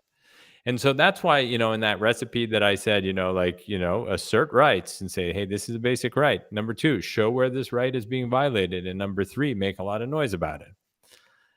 And that's what we're hoping. That's why I'm so inspired by the work that you're doing and the work that the other folks in the front and center transportation justice working group are doing is, people are saying, I'm fed up with this. We need to do better. We need to do better Absolutely. at this, right? And hopefully, people like you will run for office, get elected, that somebody will come up and do the same thing in Kent, and really change this conversation, because there's the only thing that we don't have is the political will. There is Mm. plenty of money. There is plenty of knowledge here. There is plenty of experience. We just need to do it. And Paulo, I would say is do not let people tell us that there's not enough money to tackle homelessness, food insecurity, healthcare, transportation. We're the richest country in the history of mankind. We Right. can do all of these things. So it's we print money.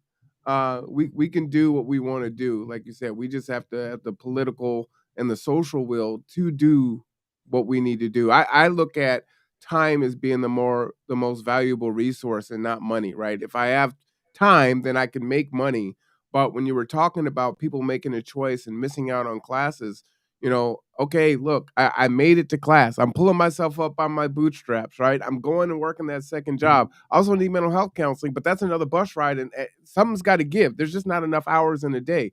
I'm not sleeping. I still got homework to do, so those things are important. You have no idea. I mean, a good percentage of our transportation is to mental health services or Yeah. to, Yeah. doctor's appointments and specialist appointments, because the need is so great, right? These aren't folks that are just wanting a ride to walk around the mall and hang out. They're taking care of life business. That's right. That's right. Yeah. I mean, when, I do a bit of transit planning and, working right now in Albuquerque, for example, and designing a bus, helping to design a bus network for them. And one of the critical places that we need to serve always is the VA, is the unemployment office, is the Social Security office, is the mental health center. And the fact remains, though, if you can only get there once every 700 minutes, it's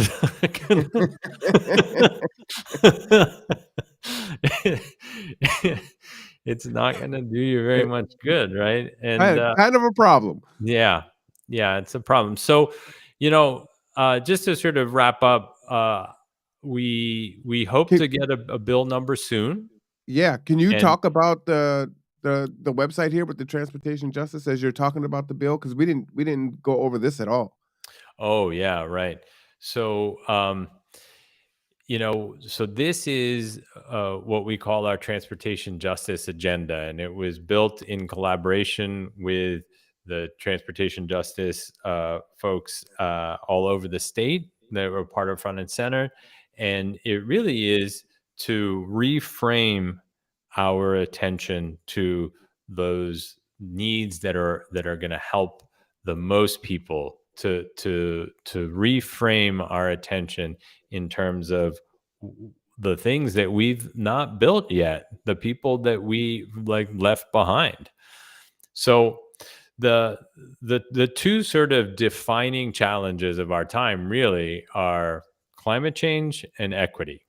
And it turns out that transportation has a huge impact in both of those things, right? 45% of our emissions come from the transportation sector, and 1/3, like I said before, 1/3 of the people in Washington state can't drive. And yet we don't even know where there are no sidewalks. And we already just spent the last 20 or 30 minutes talking about how little transit there is. And so it's kind of Well, it's kind of bananas that we have this clear solution for these really enormous challenges that we have with greenhouse gases, with climate change, and also with the lack of opportunity that a lot of people have because they are transportation insecure, right? The solution, it's like I said, it's not like it takes a genius, right? We need to build sidewalks and we need to have good buses. These are basic things. And so this report is sort of laying out this vision and this agenda for transportation justice, ways that we can address our climate challenge and ways that we can address our equity challenge in one fell swoop. And basically it has three ingredients here. One is let's build the transit that we need. Well, so let me start from the top here. Basically, what it says is let's stop building highways in Black and brown communities who are already all polluted and suffering from the last wave of highway building that we built starting in the 40s and 50s. So I think a lot of people listening probably know the history and have heard the term redlining. But redlining basically was when the federal government basically said, here are after the Great Depression, they said these are places where it is okay to lend money for people to buy and sell houses, and these are places where it's a risk. And guess what places were deemed to be risks, Marwan? Would that be in the Black and brown areas? Correct. So essentially, folks that live there couldn't borrow money to fix up their houses, so the houses went into disrepair. The folks that wanted to buy there to be in community couldn't get a loan to buy there. So then essentially you created this perfect poverty trap, right?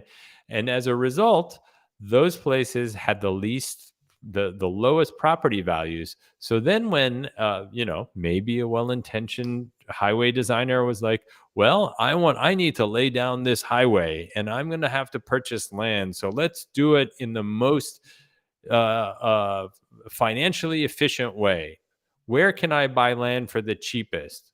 Oh, it turns out that it's right through the Black and brown neighborhoods because they got redlined. They essentially that property got essentially made worthless or worth a lot less. So when all over the country, where you look at where the highways are, they almost invariably go through the Black and brown neighborhoods. So then many years later, 60 or 70 years later, the Washington state passes this bill called Move Ahead Washington that has, $12-13 billion to, what they call maintenance and preservation. And that sounds like, like the same thing, maintenance and preservation. But really, a lot of the maintenance and preservation just means building wider, building more highways. And what that means is putting more traffic in Black and brown neighborhoods, moving or disappropriating more homes, more businesses, more schools, and causing more environmental damage in those neighborhoods that were harmed to begin with. So the first step in the transportation justice agenda is stop the harm, right? Stop. So we have this very, very powerful tool in Washington state called the Environmental Health Disparities Map. And it shows, through a variety of mixes, a variety of indicators to show you, hey, this is where people are most exposed to diesel particulates, and they have the highest rate of cardiovascular disease, and there is the highest poverty and the highest rates of Black and brown population. And all of these things combined show you, this is where people are exposed to a lot of pollution and have the highest vulnerabilities. out of the 12 highway projects that the Move Ahead Washington bill passed, 7 of them are in the communities that have the highest environmental health disparities in the state today. Wow. So, yeah, exactly. And so what we're advocating for here in the first thing in the transportation justice agenda is just don't do that. Stop kicking people that have already borne the biggest cost for the way that we do transportation today, right? When you say it, it sounds so simple. It's like, just stop doing it. Yeah. Number right? one. I mean, that's rule number 1, right? Stop digging the hole. Stop causing all this harm. There's all of this research that shows that Black and Hispanic people breathe in 50 to 60% more pollution than we create. Right? So which again should be really intuitive, right? Because where do they put the highways? Right? So Right.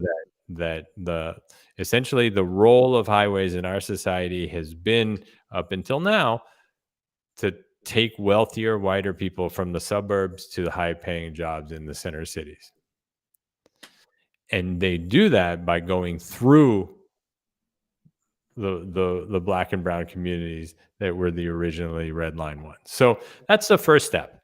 The second step is to do the stuff that we're talking about in our bill that we're calling, and that name will hopefully stick, is Better Transit Sooner, which is let's just make it a priority and focus our attention and focus our creativity and our efforts to expand the reach of frequent and reliable transit so that it can do all of the things that we just got done talking about: get people to work, get people to school, get people to their mental health, and then finally to build sidewalks and to create those investments to close those gaps that are missing, right?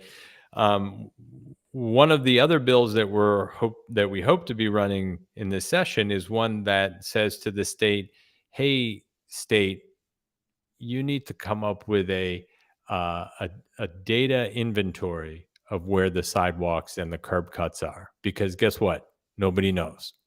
Mm-hmm. Nobody has any idea. If you pick any road randomly in the state and said, can I use my wheelchair here? There is no data that will tell you that. Mm. And so what we're asking for is that the state take an inventory and create the data for somebody to be able to say, I'm going to go from point A to point B in an accessible way. Is it possible? And even further, to be able to say, what's the route that would take me from point A to point B if I'm using a manual wheelchair? What if I'm using a powered wheelchair? What if I'm blind? Right? These are, again, it's pretty advanced science, computer science. Actually, it's these amazing researchers at the University of Washington have come up with these ways to create shareable and interoperable and routable data about these things. But we can do it. We know how to do it. We just need to go and do it. So we're asking for, it sounds like a lot of money, $10 million to inventory every single road in the state. But you know what also costs $10 million, Marwan? 3 miles of rural highway with 1 lane in each direction and no shoulder. That's it? That's it. Wow. That's it. So, this is all about exactly like you said, don't let anybody tell you that there isn't money. We're just spending it in the wrong ways. We're repeating these mistakes of the past. We're not listening to the people that I mean, we're so good at amplifying the needs of people that have a lot to begin with, and so good at ignoring the needs of people that have a little. Paulo, what I see is the failure, I think, from politicians and other folks to see the correlation and the causation of not doing these things, right? They talked about how racism impacted revenue and profits, right? Like, Yeah. companies were leaving off trillions of dollars because they weren't, investing in black labor and businesses and things of that nature. And it's like, okay, so if black and brown people are experiencing these carcinogens and pollutions and toxins, right? Well, that's more of us that need, healthcare, right? Because we're experiencing all these things. Well, then you're looking at why healthcare it costs so much, why folks can get to work, why poverty levels so high, why crime ends up increasing because of access issues, the homelessness issue that is exploding nationwide, and how that plagues especially the black community and men in particular. There's a lot of focus on women and families and kids because that pulls at our heartstrings. But if you look at the numbers, there's a lot of single men out there that are homeless and don't have an opportunity or an option because there are no social programs for that demographic, right? So it was like, if we did these things, we'd actually probably save money on the other end, and quite a bit of it, right? I mean, right. the cost that it costs to imprison someone versus give them skills and education and resources, it's just so skewed. But in our minds, it's like, well, no, because I made all the right choices. I pulled myself up from the bootstraps. I didn't have anything. My family did this. And it's like you're missing the whole point, and you're spending so much more than you have to do. If you just did the human thing, there'd be a lot more for everyone. And I just don't see how people miss it. Oh yeah, that's exactly right.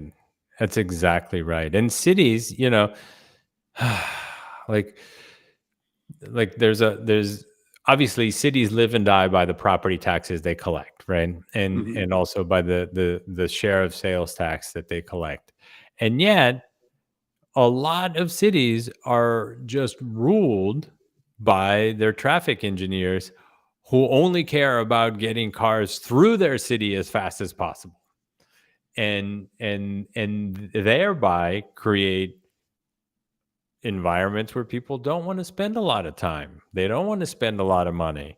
It's dangerous to be there. Developers don't want to build things there. And so, we have in this sort of entirely backwards sort of value system have valued people's time behind the wheels so much that we're like burning money out in the backyard when it comes to a city's whole budget, right? When you think, this is, there's well, I don't know if you remember the gentleman, Reverend Larry from Eastside Baptist, who's a member of the Transportation Justice Working Group at Front and Center that we meet with once a month.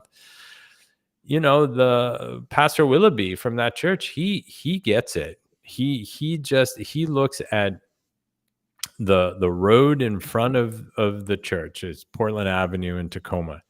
It's basically a freeway on the surface,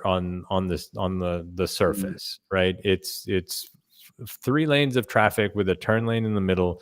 It's like you were saying earlier, it's a mile or a half a mile between safe crossings. It's basically, for all intents and purposes, traffic's going 50, 60 miles an hour. And there's a tiny little, sidewalk. And guess what? The property values there are really low. And nobody wants to start a business there, and it's really dangerous for people to in the community to get to their church. And the pastor is like, I want this to be a community that people move into and stay their whole lives, because they can raise kids there, because they hopefully they can find a place that's affordable, and when they want to move up, they don't have to move out. They can just move to across the street, move down the street, right? But what happens is that people live there and then they move out as soon as they get together a little bit of money. And a lot of that is driven by the fact that the main artery through that neighborhood, what some people call a strode. It's a street and a road mushed together, and it's like this, this sort of Frankenstein thing that does none of those two things very well. It's a terrible place for you to be outside of your car, and it's a really dangerous place to drive because it's designed like a freeway, but it has all of these distractions, right? It has intersections, it has bus stops that pull up. Seriously, I kid you not, this happens all the time. The bus stop pulls and drops, a dozen kids on one side of the street, and then what do the kids do? They all dash as fast as possible across the street to try to Yep. get to the other side, right? Mm-hmm.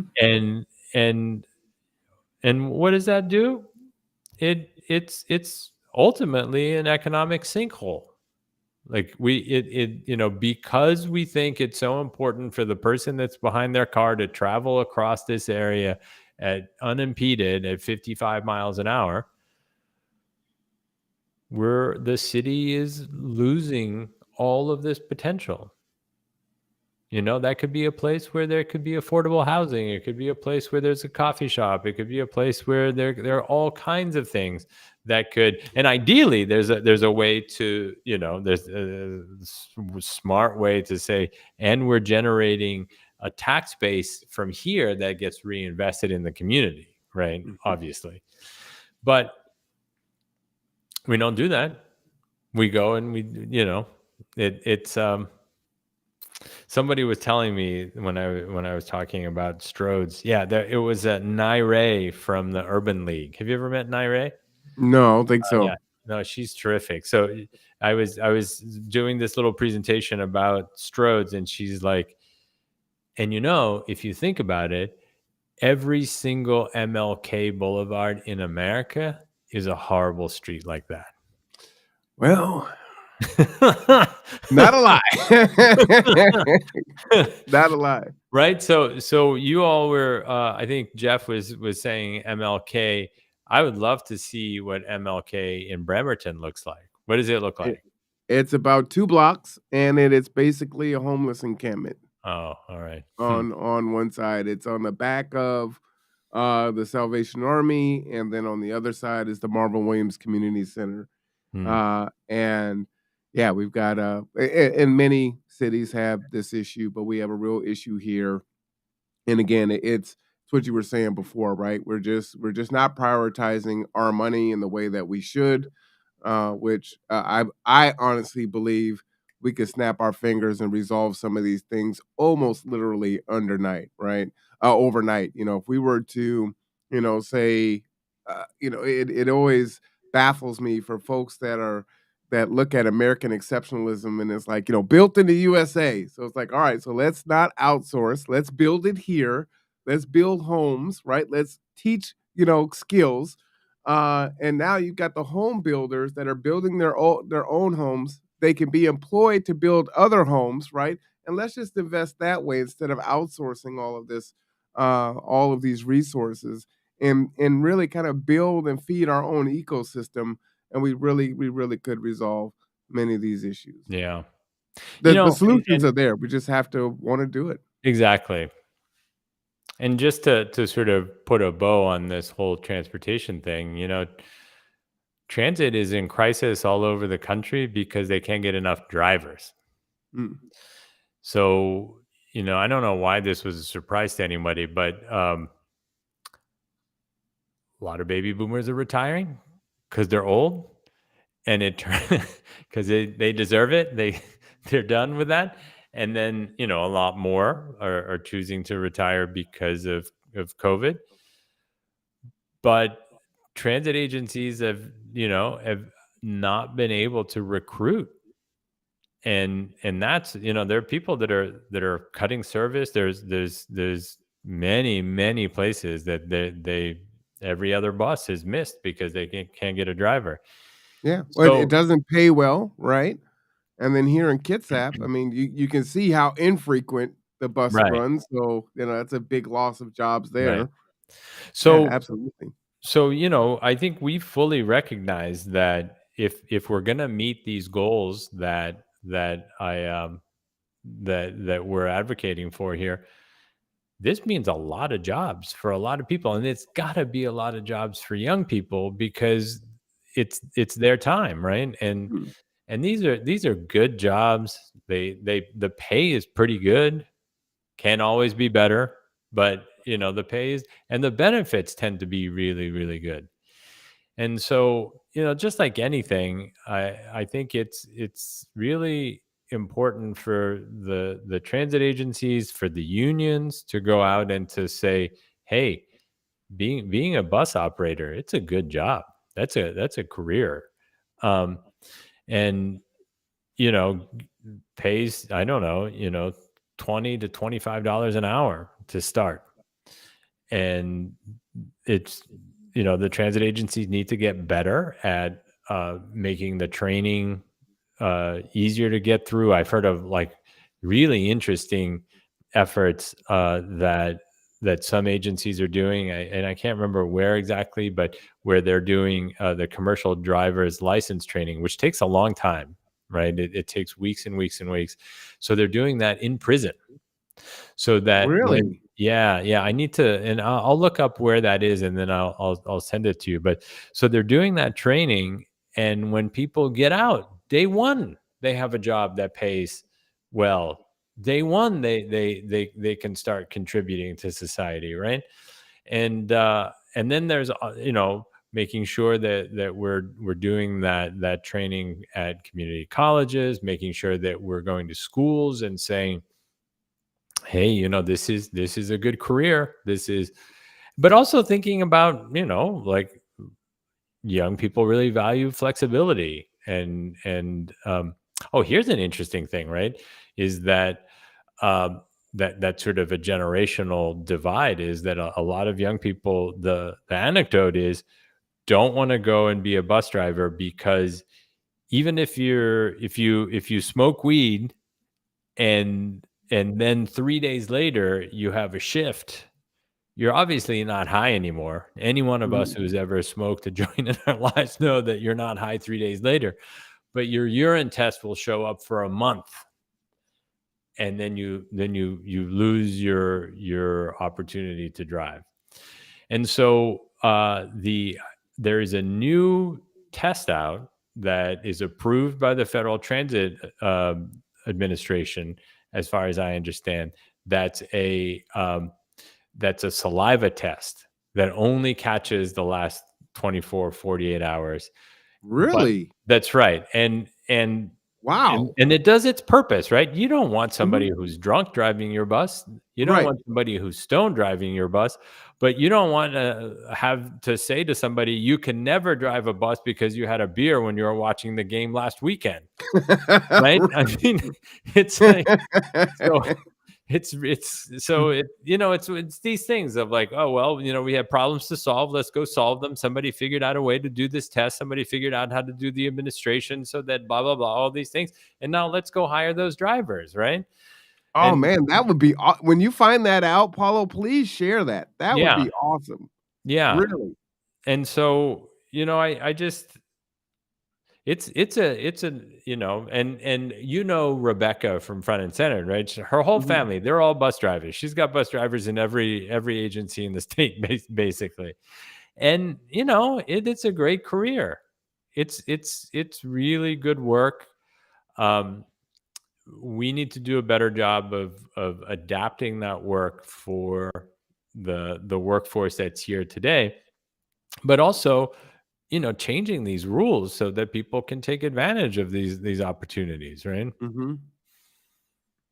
And it sounds fun to me. I mean, I drive, so, That's right. I That's don't do right. it all the time, You but it's fun. It's relaxing, and you feel like you're making an immediate impact in someone's life. That's one of the reasons that I love what we do in regards to case management and food and transportation. It's like it's immediate, it's now, it's tangible, even with the Conduit, right? They're getting information right now that they can use and apply to their lives. So, yeah, I'll go live after I drop my person off, and it's just like, oh, it's great. It's the middle of the night. There's really no one out here. It's just, just fills you up, and it's like I'm ready for the next day.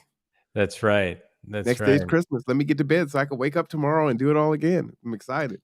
I'll never forget. I was in this little town in the Bay Area. I forget what the town was called. I was there for a project, and it was a long time ago. It was like 10 years ago.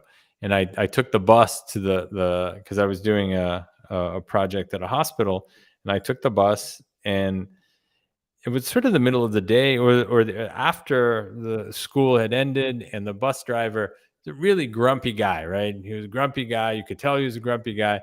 But then this girl got on, and something was up with her, and he like stopped the bus, and he's like, "You all right? You're good? What's going on?" And I could tell that, she got on the bus every day with him, and he seemed grumpy to me, but he was checking up on her, right? Yeah. And and it's one of those things of like, these are the kind of ties that make up a community, right? And there used to be so many more stories of that in the Yeah. past. We have them because we're doing transportation, but, Yeah. people love their bus drivers. I think that's our one regret this year for Transportation Equity Day is that we didn't get a chance to reach out to Kitsap Transit and get a list of bus drivers that we could give awards to, because of the impacts, on the lives of those that that ride their routes. Yeah. So we missed that opportunity. But I wanna wrap up. We've been going, for quite a while. I appreciate you coming on. Last minute, you are awesome, Paulo. Let me go ahead and give you Thank you. a super horn for that. Thank you for the I'm so education. glad that our paths crossed, Marwan. This is really it's a real pleasure for me, and I really admire the work that you're doing. Oh, well, thank you. Well, back at you, I said I learn, this is not we've been so focused with our head down on doing the work and serving people individually. We never thought of branching out and talking to city council or to the mayor or to Congress, we just or to the legislature. We just never thought about that.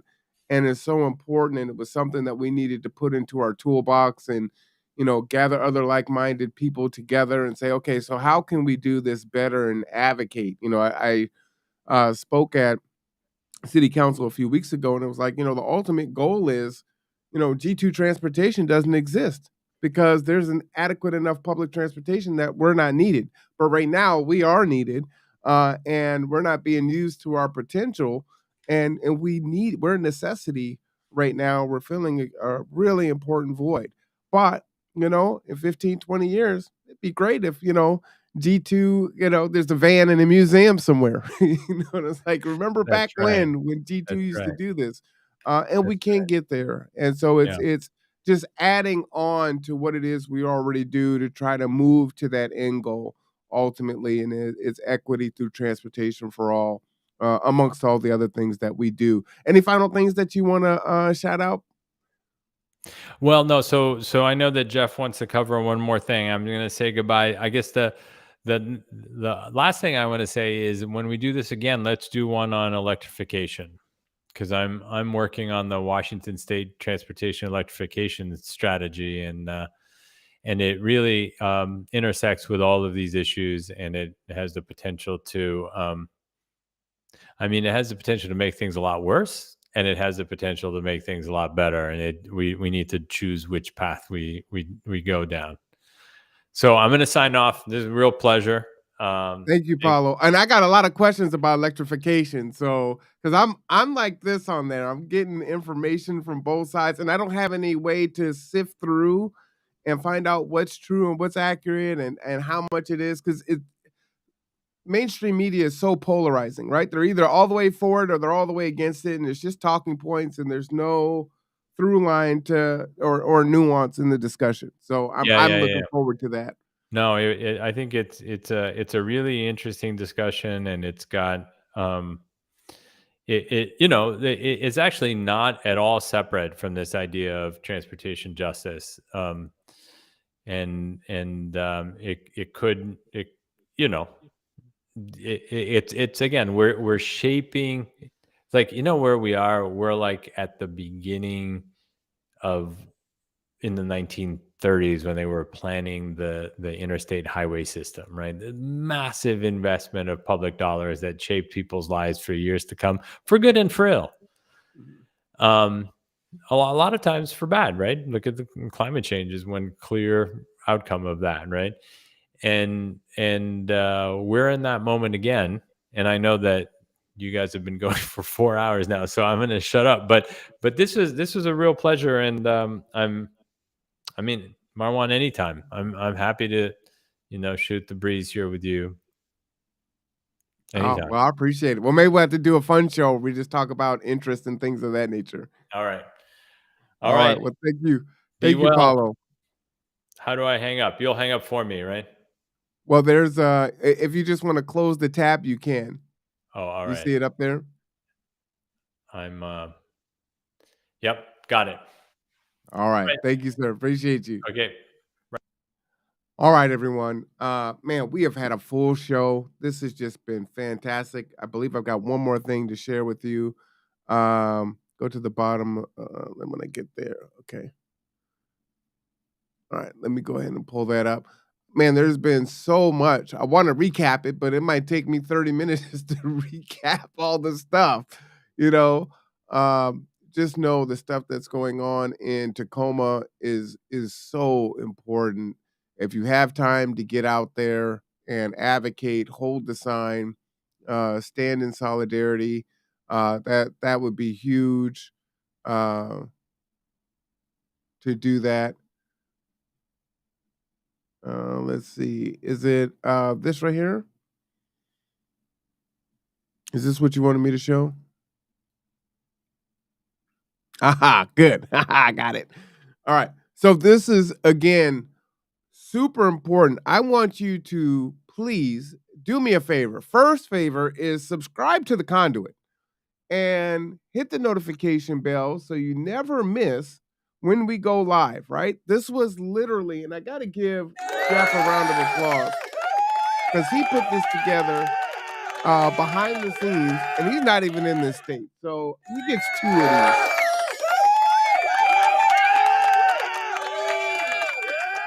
Again, there is enough work for everyone to do, and it's going to take all of us doing the work to make the change. So the first thing, subscribe to the Conduit. If you'd like to donate to the Conduit, we could do a lot more, but that's the very first thing. The second thing that I want you to do is to go ahead and bookmark this link, which will bring you here, and this is in the description. And why this is so important, is, again, this has been curated for you to make it a little bit easier. And this pulls together bills that need your support, right? So bills in the Washington State House of Representatives. And we talked about many of these bills here. They already have the links that are pulled up. Let me go ahead and click on one just to show you. These are things that we went over, right? So it's going to take you right there. You want to comment on the bill. You saw me how I was doing the autofill, right? It's that fast. I mean, literally in seconds. I'm doing it as I'm talking, right? It's all here. Concerning labor and income in incarcerated persons, guaranteed basic income, protecting tenants from excessive rent, concerning solitary confinement, unemployment program for undocumented workers, protecting tenants from excessive rent, protecting manufactured home communities, concerning legal financial obligations, improving access and removing barriers to jail-based voting, to stop making disabled people pay back benefits. Good Lord. Concerning foreclosure, protect it just on and on and on. And they may not all resonate with you, but for the ones that do, please go in, click on. If you can't do a public testimony, if that seems too scary, you can write in your comments what you would say, right? And please follow along with that. These are the bills that are in the Washington State Senate, right? So you got your HBs, your House bills, and you have your Senate bills. Again, unemployment for undocumented workers, protection for mobile home communities, right? So you want to do both. Make sure that you get both of them there. A sample is there for you, but I just went through it. You hit send, and that's it. That's it. Super easy to do. So please bookmark this. Bremerton, Port Orchard votes. The Washington legislature is now in session. This is the time. Again, Black Student Union, G2, the Conduit, God's Broken Home University, we're going to be transporting a bunch of our youth out to the Capitol building on February 20th. Now, Civil Survival is going to be there. We're going to document it. We'll be going live during that event. So do tune in for that. But we're doing something different. Our birthday, G2 turns 5 years old in 6 days on February 8th. And when I started this organization, this wasn't even anywhere near. This wasn't even on the map of what G2 would be doing. But now we're doing this, and it's important work. And that is what growth is, right? You start off, you have a plan, and you go about doing the work. And as you do the work, you find out that there's more need. You can do this. You can't do this. You should do this. We want to grow to be able to do this. And now we find ourselves here. It is very empowering to be a part of this movement in whatever capacity that we can do. How do you eat an elephant? One bite at a time, right? And so if we're all together having our one bite at a time, that elephant doesn't stand a chance. So help me eat that elephant, y'all. Little barbecue sauce, just be delicious. There's other videos here that are important here. I can see links from the Conduit, which is great. And just things that are really important, okay? And again, it doesn't matter if you're already for it. Oh, you can even register to vote here, right? Like literally making it just nice and easy for you. So share this out, staying informed, news, who represents you? Who are your representatives? Local groups and resources and educational links. All of these things, right? City council, county commissioners, Kitsap Transit, state legislature. The shipyard was on there. Again, kudos to Jeff for putting this all together. This is the brainchild of one person and the support of a few others to make this happen. I mean, think of how impactful and powerful that we are as individuals and how much more we can be if we join together in solidarity and take the walk together, right? It's not lonely, and together we'll make it. And if we fall short, we've made it a little bit farther for the next generation, for our children and our children's children. So that is my soapbox. This was the Conduit Legislative Roundup. This was a lot of fun, super informative. I've learned a tremendous amount of information over the last 3 hours. So just really important. You have everyone's information. I'm assuming that when excuse me, Jeff gets the chance, he will be editing these videos down so they're in smaller clips. And what's great is for those that maybe don't find out about this for a couple of weeks and they've missed this legislative session, it gets you into a good position for next year for advocacy, right? It's like you may be watching this for the first time and it's like, oh man, this is really hitting my heart. I want to do something about this, but I don't know what to do. I don't know how to do it. There's only 2 days left. Don't fret, right?